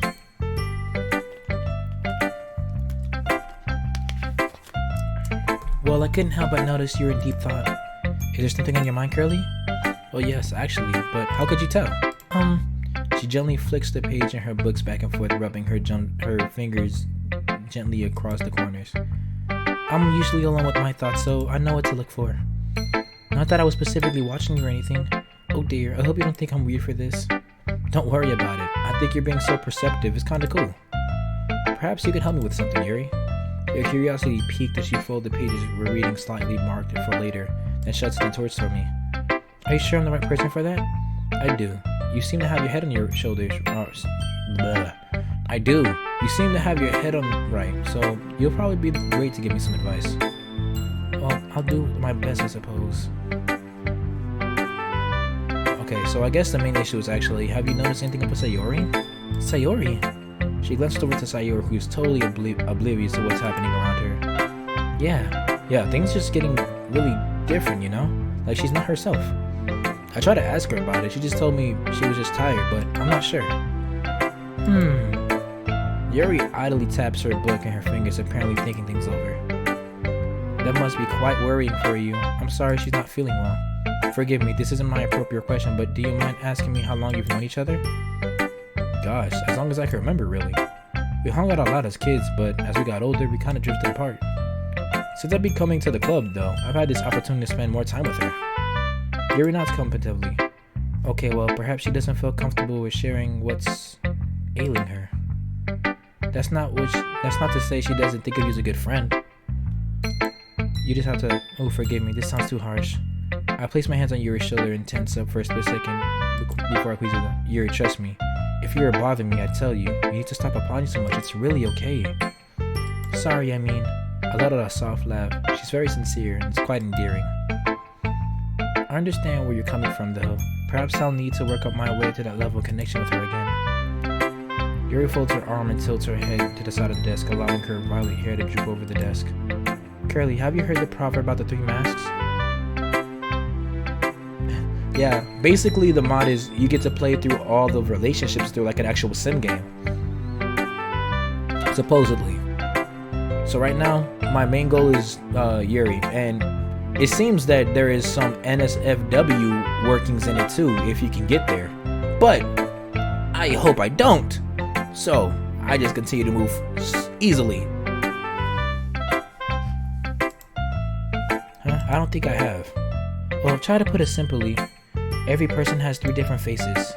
The first is how we present ourselves to the people in the public, strangers, passerby, that sort of thing. The second is how we present ourselves to our close friends and families that we hold dear to our hearts. The last is reserved for ourselves. It's our truest representation of being that no one else can possibly intercept. That's actually pretty amazing, Yuri. Shirley seems to know that kind of what she's talking about. Notice that I said how we present ourselves, not how we feel. I think perhaps that Yuri acts and the way she feels aren't necessarily the same. I think I understand. Well, what makes you bring that up? You felt as though something wasn't right from the beginning, correct? Maybe your intuition is trying to guide you towards that conclusion on its own. Of course, that's just my perspective. It's entirely possible that I'm looking too much into it. Although I must admit, I'm curious about how her seemingly attitude shift. I wonder what could have caused it. I assume that you don't know any potential events that could have had an impact on her life, do you? Nothing comes to mind, although you said earlier I'm not sure if she'll tell me anyway. She turns to my face with a wearying and plaintive smile. I understand this much be quite frustrating for you, Curly. You know you want to help her, but she won't let you. Sometimes there's only so much you can do for now. For now, your best bet would be simply to let her know that you're here for her without prying. I'm sure she would open up to you when she feels comfortable doing so. She's lucky to have such a thoughtful person out for her. Friends like that are quite hard to come by these days. Monica said something similar to me just now. I rubbed the back of my neck in embarrassment. You guys give me too much credit. I'm just doing what any friend would do, right? There's nothing extraordinary about me doing for Sayori. Phew, so humble. Anyway, do you mind if we do some reading? I can't do anything else for Sayori, so I might as well take the mind off of it. Of course. I thought we could carry on with the portrait of Markov, if that's okay with you. Yeah, sure, that'll do fine. But before we get into it, I just want to say thanks. For listening to me, I mean. You've been super supportive, even though this stuff... Oh, you're in the modding scene as well? Awesome. I'm very excited. This is this was like my first time really playing through a mod with through Doki, and I'm really enjoying it. I didn't expect to get so much from it, because honestly what I was going to do was just play horror games, and to know that this specific game has so much into it is like I've really grown attached to it. I really enjoyed this game.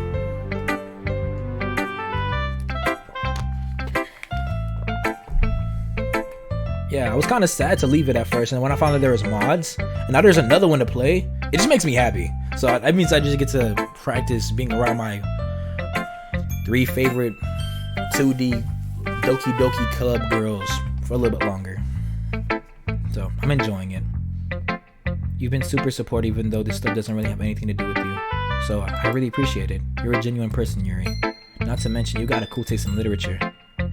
I don't know what to say. I didn't mean to put you on the spot, I'm sorry. It's just that you're really mature and insightful, and for someone like me who isn't very good with emotions, you really hit the nail on the head. Sorry, I'm just not used to people being so nice to me. I frowned. That's kind of surprising. Sure, she's a little quiet, but she's really got the heart in the right place. It's okay. I should have been more mindful. Shall we start reading? If you wouldn't mind. Thank you, though. I'm glad you joined the club, by the way. Okay, everyone. After time passes, Monica calls out to the club room. Why don't we share a poem now? Before I know it, everyone's back to normal. Everyone goes to retrieve their poems, and I do the same. I make eye contact with Monica. She smiles, reassuring me. I wonder what she talked about with Sayori. let's see what Natsuki has to say. Yeah, no thanks. Wait, what? You didn't even... Next. She needs to be so rude. Let's see... Sayori. It's good to see you taking poetry so seriously, Curly. Yeah, truthfully, I wasn't really sure how much I liked writing poems but coming here made me realize how enjoyable it can be. It looks like you've really been influenced by Yuri too. Have I? Did you write it specifically for her? What? No, I didn't. What gave you that impression? Never mind. It's a nice poem, by the way. Thank you. An awkward silence descends upon us. It's good to see you making friends, though. Seeing you get closer to them, seeing you happy, it makes me happy too. I turn to look at her, but she deliberately avoiding my eye contact as she aimlessly fiddles with the pen in her hands. Her words really don't match her demeanor. No sense in questioning it though, as I already know what the response would be. How was your nap, by the way? Oh yeah, it was great. It really helped. I'm fully aware that she didn't nap at all. The fact that she went along with the lie further continues my suspicions. I can't read. Pardon me. I open my mouth and call her out on it, but then I stop remembering Yuri's words. Perhaps now isn't the best time to talk about whatever's on her mind. It's not like we're best friends nowadays. There's clearly more distance between us than as much as I don't want to admit it. I've asked her what's wrong, but she didn't really confide in it. It's frustrating, but as Yuri said, all I can do right now is let her know I'm there for her and respect her boundaries. Sometimes you just have to work with the hand you've been dealt, I guess. Hey Sayori, look, this might sound weird, but I just want you to know that I'm here for you no matter what's going on. I shouldn't have pried earlier. I should have respected your privacy. It's hard for me to sit back and it feels like nothing. It's okay. I appreciate the concern. Thank you. Anyway, Monica told me she wanted to discuss our festival preparations after everyone was done sharing poems. So, I should probably show you my poem now. Anyway, here it is. Fairy tale. In a kingdom far, far away, there is a castle. In the castle, there was a wish. The wish came to be long, long ago. She was made to be an angel, but I wasn't an angel. I was just a wish to make everyone happy. I took on their burdens and did what I could. I kept safe the dreams like a guardian should. The seeds from my effort then spread far and wide. I fed them with power and I found deep inside. People liked me when I made things right, but they got used to it and stopped believing so much. I watched the children play and it felt sad, but I was happy too. I really was. It truly was enough for the fairy godmother, the one everyone depended on and trusted. But time kept on passing as I gave my all. I had nothing left and I couldn't stand tall, but I kept going as I'd always done, a soldier in battle with nowhere to run. Even wishes get tired too. Once everyone was happy, my job was done. But what came after? I could see darkness on the horizon. Quick, make it all go away. When everything's big and bright, what more can anyone wish for? Nobody knew how long it would keep up, but they kept living happily, happily, happily, happily ever after. So, what did you think? Wow, Sayori, I had no idea you could write like this. This is something else. Have the others seen this? No, not yet. You're the first I've shown it to. What an honor, eh? So what's this one about? From what I can gather, it's about someone who always tries to keep everyone happy, right? She nods. And people like that, but eventually they kinda got used to it. But that's okay because at least they were still happy. And this person, the kingdom's wish, even she gets a little tired from time to time. But as long as everyone's happy, that's her job. She's happy when the others are happy. That's the most important thing. I look back at the poem, trying to pick up the more subtle meanings. But surely, the angel doesn't have to be alone. People don't have to depend on just others to be happy. Surely the angel could share the responsibility, right? I don't know, maybe I'm just looking into it a bit much. I just feel kind of sorry for her. I blink, am I seriously empathizing with a fictional angel?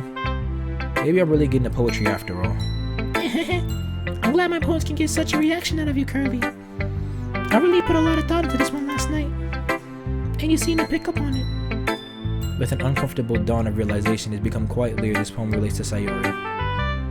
I'm not gonna have much luck questioning that though. Well, I hope the angel finds happiness soon. Maybe she should share her burdens with other people. She just might be surprised how receptive the people around the kingdom are. But then they'll be sad. They would be selfish. Or maybe they'll be happy to give something back to their angel. Sayori! Welcome back. It's been a while, hasn't it?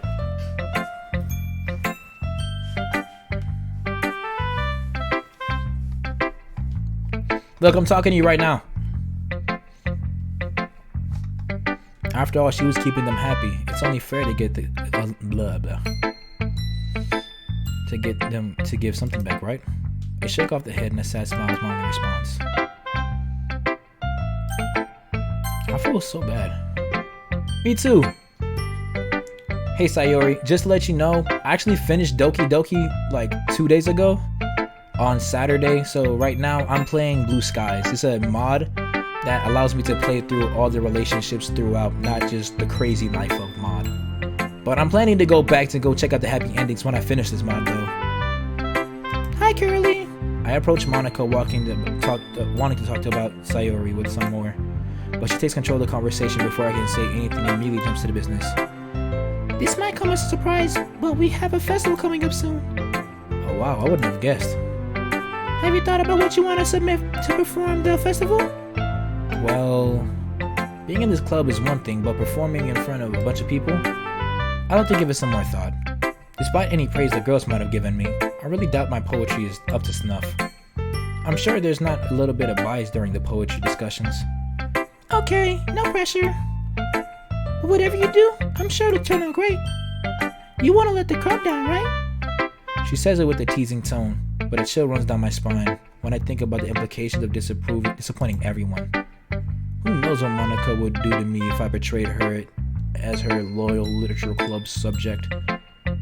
Not to mention, I'm also looking forward to seeing your performance. Right. That's definitely not something that I can relate to. Don't worry so much, you'll do fine.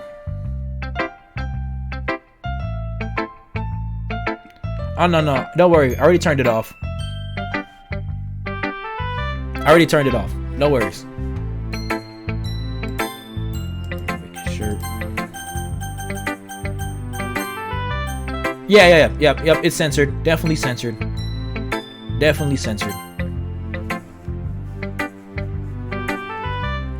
I'm just playing through. Just like right now, I'm still in Act 1 technically. Before the festival even starts. So I haven't got into anything of that sort, at least that I know of. Everything's been a-okay so far.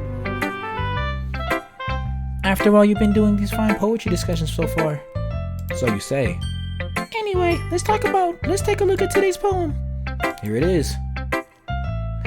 Thank you for looking out for me, Sayori. I appreciate that. I let Monica take the poem that I'm holding in my hands. The box part 2. On my nightstand sits an ornate box, painstakingly crafted, decorated with the most delicate filigree. Beautiful. The most beautiful box you would ever see. In that box stands a slender porcelain ballerina that says ballerina. No, not stands. Twirls. She is inanimate yet animate. I totally did not know how to read that for a second. Please excuse my idiocy. Cold yet vibrant and oh so beautiful. The most beautiful ballerina you'd ever see. She spins and spins and spins as the box's melody goes. Twinkle, twinkle, twinkle. She neither smiles nor frowns. A permanent look of a blank composure printed on her face. She dances for my amusement, and yet I am evaded by amusement. The room spins around me. Vertigo. I want answers, but she gives me none. I slam the box closed, and yet the room still spins. My skin, porcelain. Is that all she meant to me? Is that the meaning she's supposed to derive? Is this the sole purpose of her existence? And then her skin cracks, shattering. You know, I feel like looking for answers and contemplating your reality are the sort of things that give life meaning.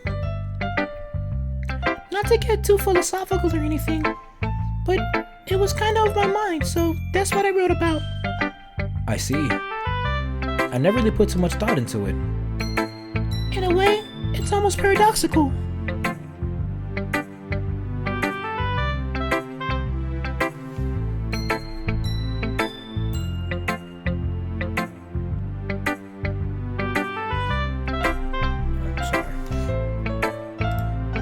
Because if we all had the answers, wouldn't we start to lose its meaning? You know, there's one thing I noticed. It seems like everyone in the club prefers writing about things that they are more sad than happy.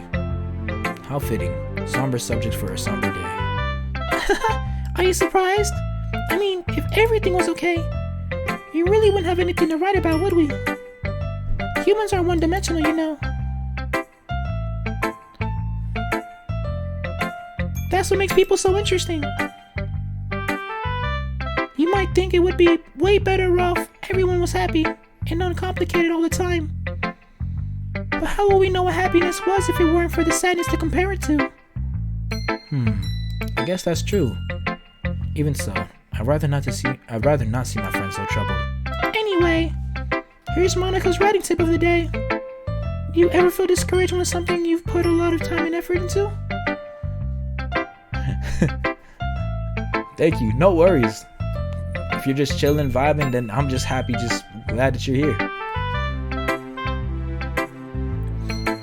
Insu doesn't get much attention, though you thought you would. For instance, you could have spent hours and hours on a poem, only to have your friends barely glance at it when you show it to them. It might make you feel like you're doing more anymore is useless. And the sad truth is, the world is so saturated with creative works already that most people won't receive any attention. And at least relative for the most popular artists and authors. There's actually not much that you can do in this situation besides try your best. However, you shouldn't think of things in terms of popularity and number of views. The most important thing you should be your own personal self-satisfaction. If you're proud of yourself and your work, then I say that's enough success. That was the most depressing writing tip of the day ever. That is wild. But, you know, that's absolutely true though, what she's saying. As a Twitch streamer that gets about 1 to 5 views every stream, I can't tell you how grateful I am just for the 1-2 people that come check out here. I'm not crazy. I'm not like, oh, I want 20,000. Like, you know, I'm happy with that singular person that are watching. I'm happy with you just watching. I don't mind it if it's just you. You know, I'm grateful. You know, it makes me happy to know that my effort, me sitting down for like 3-4 hours playing a game, and someone wants to sit down and watch and make notes and send me more games to play, that's absolutely amazing to me. It makes me feel like that, you know, what I'm doing is definitely worth it. And it makes me want to do it more and more and more.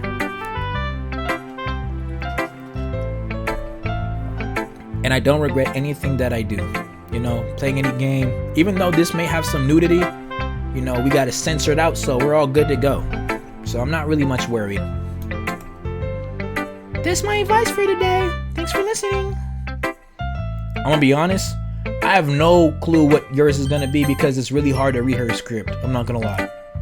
Curly, it amazes me every time you show me new composition. Your poetry is phenomenal. I can't fathom how you're able to write this so naturally. The words flow through the page like vigor. It makes me feel somewhat jealous.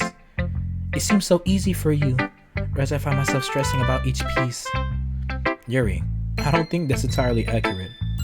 I don't have any innate talent of writing, but I do know an incredibly skilled writer whose works motivates me to do better. And that's you, Yuri. Thank you, please.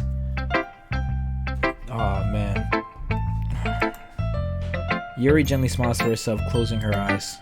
This feeling, I had no idea you're sharing my poetry feel like this. It's so freeing. Yeah, it really is.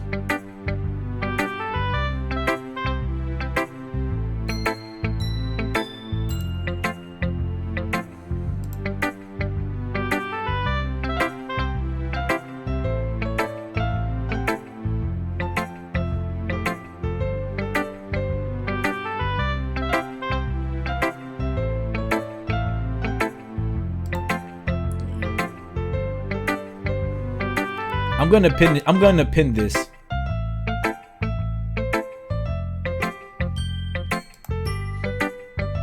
So I won't forget. Because I usually rewatch my streams just in case, because I like knowing what I can do better, what I can, not do as much. Like swearing, I've kind of cut down a little bit. Because, I don't know, just because of this playthrough is a little bit more light, I don't really need to swear as much. Whereas in, you playing something scary, it might just come out. So I'll just kind of like letting all filter be.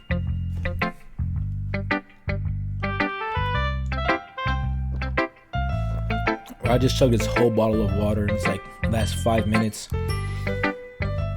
You say that, but I'm not sure it's that simple. Eh? How so? Well, Yuri looks out of the window wistfully. Curly, do you know what I do in the afternoons? I like to find a quiet spot to eat lunch by myself. It's a window for me to reflect on things without distraction. In fact, I'm also able to catch up on my reading. I enjoy reading so much, Curly. There are so many amazing types of people within the pages. People who might not infatuate you. People who or perhaps someone who can make you smile in your darkest moments. It might sound pathetic, but it makes me feel better about my solitude. It's almost as having my own group of friends. Is that weird? I don't have to worry about the disappointment then. They don't find joy in deriding me. It got me excited.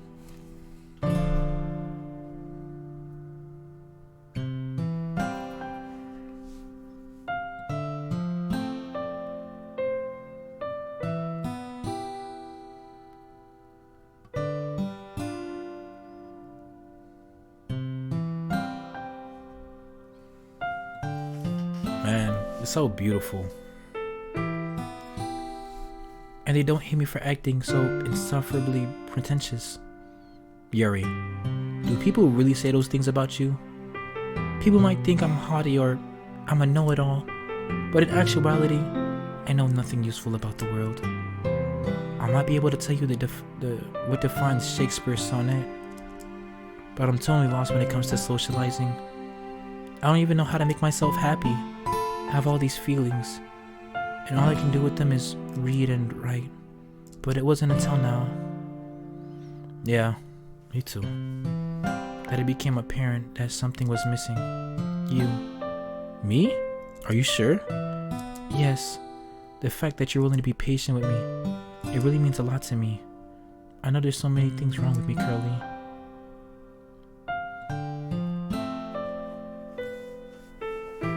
I don't know. Welcome to the stream, brother. My diction is irritatingly slow. I'm never able to find confidence in my own opinions, and I look hidden depths in where they don't exist. But despite all of that, you didn't leave me. Curly, I can count on one hand the people I feel comfortable talking to, and you're one of those people. And I'm so grateful for that. I see. Well, in my eyes, you're an incredible person. It'd be weird if I didn't treat you nicely, I joined this club hoping to meet some new people, and I'm glad I got to meet you. Yes, I'm glad I got to meet you too. Yuri hides her face in her hands. However, I notice she's smiling this time. Do you want me to show you your poem? Yes, I do. Let me get it for you. Well, I'm glad that it doesn't have blood and urine and nut on it this time. Because last time was kind of fucked, I'm not gonna lie to you. pounding eyes, exasperation, flowing liquid, conflagration, rhythmic pulse of candid blush, delicate notes, thoughts of rush, a consolidated coil quietly quilled, sleepily ribbons of bliss excelled. Careful hearts are wild and flimsy, patched and broken on ultimate whimsy. You're gonna go with it. Nebulous. That definitely says nebulous. Ties of dainty cracks. Final thoughts. No turning back. Impossible. Fever drilled to the breath. Kindness calm that will never leave. Exalted of growth, fluorescent moss, graceful steps of love on loss, happy thoughts on hidden grief, a cautious cut of crimson leaf, thrashing thread of an amazing gaze, cacophonous chaos of hearts ablaze, sparking sounds of silent desire, from strawberry rhythms that never live.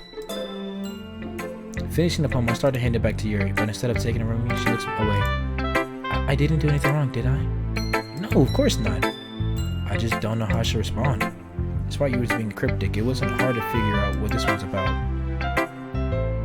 It also clear that isn't this poem. This clearly isn't the poem that Natsuki said she wrote about. Meaning, I'm probably the one she's showing this to. Maybe it's hypocritical of me, but I'm not sure if I can explain this one.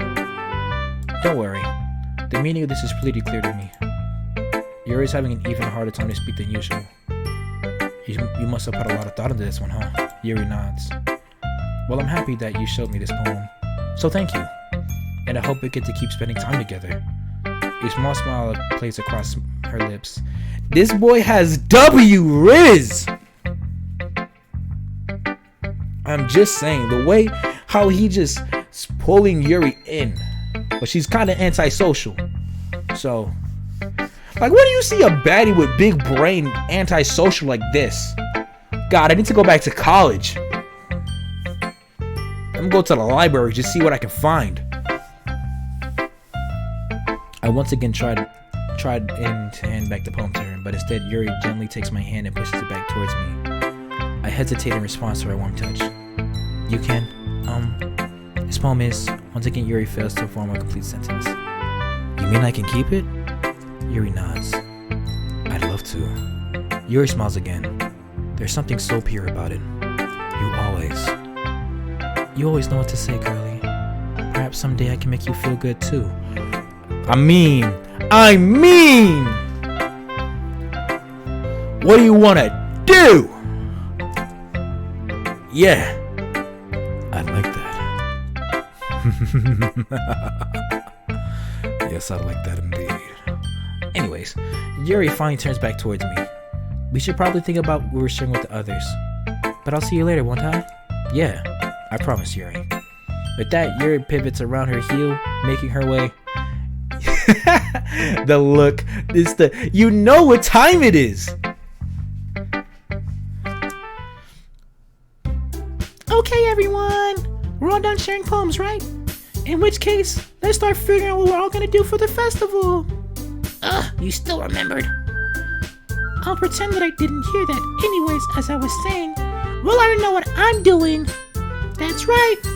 Natsuki will be making her specialty cupcakes. But we might need a lot of them in different flavors. Can you handle it all by yourself, Natsuki? Challenge accepted. As for myself, I'm gonna be printing and assembling the poetry pamphlets. So Yuri, you mentioned the goodie bags you made earlier, right? Yep, I want to make goodie bags for everyone and put in little quotes and bookmarks and candies. Yes, that was a great idea. I would love that. Indeed, we're glad we're helping, Sayori. You guys, it's nothing special. The cupcakes sound amazing though. Of course, because I'll be making them. We all share a collective laugh. How about you, Yuri? Ideally, I like to do something that could enhance the atmosphere of our performance. I like to experiment with some aromatherapy as well, if that's okay with you. Of course, that's fine. I'm excited to see what you come up with. You also got a beautiful handwriting, so perhaps that involves that? Yuri ponders for a moment. How about some banners and decorations? Hew, hew, hew. It's funny you mentioned that. I was about to say that myself. Well, great minds think alike, right? I'ma save real quick, because my game's been kicking me out recently, and I've been saving for a little while. Anyway, that just leaves you, Curly. The only club member who's useless. Oh, damn. The only club member who's useless. Don't say that. In fact, it looks like all of us have a lot of work to do for the festival. I'm pretty sure I speak for everyone I say that help would be much appreciated. So basically it's a choice between who would I spend my weekend with. Why do I feel so nervous? I suppose I could use a bit of help. Not that I really need it, but if you want to help bake stuff, I can always help you do some dirty work. But if you help, you better not sneak a cupcake to eat. Natsuki, I doubt Curly would want to help you if you make him out to be a burden. If you don't need help, I believe he'd better off assisting someone else. Well, that's up to him to decide. Maybe he likes baking. Have you even thought of that?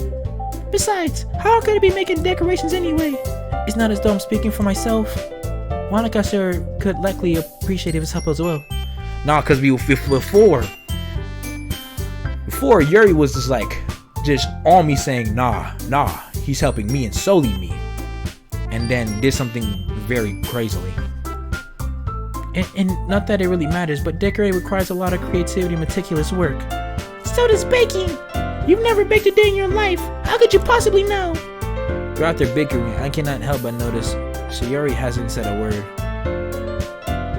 That's what I need. I'm just overthinking this. It's impossible to think properly with their arguing going on. Guys, let's settle down for a moment. In the end, it's like Natsuki said, Curly's the one who gets to decide who wants to contribute to. There's no need to argue over him like he's a lost boy on Earth. I think it's fair to say each of us have plenty of work to do. This has nothing with him doing to do with being a boy. I agree. We're just merely discussing our workloads. Looks like Monica has united Natsuki and Yuri with a common enemy. Sorry. I was just saying though. Jeez. Can we just move on already? Alright then, moving along. Curly, you okay with this, right? In the end, it's up to you. Of course. Very well. In that case, everyone looks straight at me, varying expressions on their faces. But of course, I'm going with, we're going Team Yuri!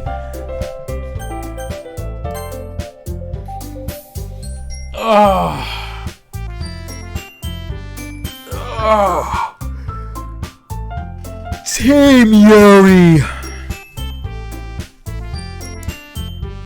Me? Are you serious? Why would you? Natsuki, I can already tell you're gonna say something mean. No! I was just saying. So you'll be helping Yuri then, Curly Top? Yeah, if that's okay with you, Yuri. Of course. Sorry, I have a bad habit of overthinking things of certain. Your assistance will be much appreciated. Okay, well then, that's sorted out. Natsuki, you'll be able to handle the baking yourself? I mean, yeah. I already said I'd be fine. Okay, how about you, Sayori? We can work together if you want. I think I'll be okay. Thanks. What an independent bunch you all are. So, is that everything we need to go over today? Yeah, that should be about it. Are you guys excited? Well, I'm excited. Well, excited may not be the right word, but I suppose I look forward to it a little bit. She glances shyly in my direction. Do you feel the same way, Curly Top? Yeah, I haven't really made banners before, and I don't know how much aromatherapy works, so it'll be a new experience for me. I'm sorry in advance if I'm not very useful, Yuri. No, nothing to worry about. I appreciate you offering to help me in the first place. Good to know. It'll be fun. Yeah, that's the spirit, guys. That's good enough for me. How about you, Natsuki? I'm just looking forward to making all those cupcakes. Those new students better appreciate them. I'm sure they will. Don't worry. After all, they just look as nice as they taste. There's a general murmur of agreement. have a little surprise in mind with the cupcakes I think everyone will like. Oh, and that'd be... Natsuki rolls her eyes. It's called a surprise for a reason, dummy. You'll find out Monday. Of course, how silly of me to forget. Anyway, there's nothing else to discuss for the day. Everyone knows what they're doing, so I'll see you guys Monday for the festival. Oh, sorry, before I go, Sayori, anything you want to add? Sayori has been awfully quiet. If I wasn't so worried about her, I might have forgot she was in the room. No, I'm okay. I'm looking forward to you little mysteries, Natsuki. As Natsuki and Monica leave, Sayori and I turn to Yuri and I. Oh, and Curly and Yuri. I hope you two have fun. She giggles as she walks out the door. Hang on. We're meant to walk home together. As I move forward to intercept her, I feel like tapping my shoulder. It's Yuri, looking incredibly sheepish. Sorry, I didn't mean to interrupt you or anything. It's just, I realized we have no way of contacting each other this weekend. Oh, I forgot myself actually. I can't believe that almost slipped my mind. Do you want my mobile number? I think that would be the best way, yes. Okay, here you go. We exchange numbers. As I enter to my list of contacts, I realize how small my contact list actually is. Apart from Sayori and my parents, it's basically empty. A reminder of how life was before joining this club. Curly? Huh? Sorry, I must have spaced out a little bit. It's okay. I was just saying, I'll be stopping by your house Sunday. Eh? My house? Is that a problem? No, not at all. I just thought I'd be the one going to your house since I'm the one helping you. I suppose that makes sense. But if you don't mind, I think I prefer going to your house. Oh yeah? I guess that's fine. I decided not to press Yuri for any reasons. I guess it's not really that important either way. I'll just need to make sure my room is clean. I hope I can actually contribute to whatever you have in mind, Yuri. I'm not nearly as creative as you are. Don't underestimate yourself, Curly. I think that will make a very productive team. Even if you chose me because you felt bad or something. Wait, you don't actually think that, do you? I don't know. It's difficult to come up with any reason you may have chosen me. You're forgetting the one reason with the most common sense. I chose to help you because that's simply what I want to do. But Yuri thinks to herself with extremely tense expressions. Besides, you helped me a lot with Sayori earlier. I had to return the favor somehow. Oh, you really don't have to worry about that. I'm only teasing. I love to help you out. I'm always enjoying your company. Her face blushes with a bright crimson. There's no sincerely mean that? Of course I do. You're a delight to be around, Yuri. I see. Forgive me, Curly. It's just I really hear such kind words spoken so genuinely. I really can't understand why anyone would say mean things about her. Just because she keeps to herself or because her interests deviate from a little of the norm. Regardless, I really do want to spend my Sunday with you, Yuri. Can you believe me? She looks at me with straight eyes and deep thought. It's almost like if I could see the gears in her head turning. After a brief moment, she sighs and nods. Yes, I believe you. I hope that we have an exceptional time together, Curly. I didn't mean that to sound so serious. I'm doing it again. Yuri clears her throat. What I wanted to say is that I'm looking forward towards Sunday. A gentle smile plays across her face. Me too, Yuri. I leave the club room and Yuri follows behind me. It looks like Sayori didn't wait up for me. She's probably home by now. I can't help but feel guilty not walking out with her, but maybe she really wants to be left alone. It'd certainly explain why she seemed to shrug off my attempts to help her, right? But I feel like something's off. I wish I could just focus on what she's going on in front of me. Hey, yo, hey, yo, hey, yo. It's so adorable. I love this little transition.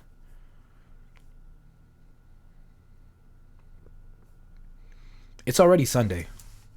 Let me go ahead and save really quickly. I feel like I'm getting really close to the NSFW parts. I don't know how to not save for work. So I think I'm going to end it here for right now, just in case. So I appreciate everybody who's been watching this stream. And you know, if you're still here, go ahead and leave a thumbs up for me. Or leave a W in the chat. That'd be cool. Leave a W in the chat if you're still in the chat.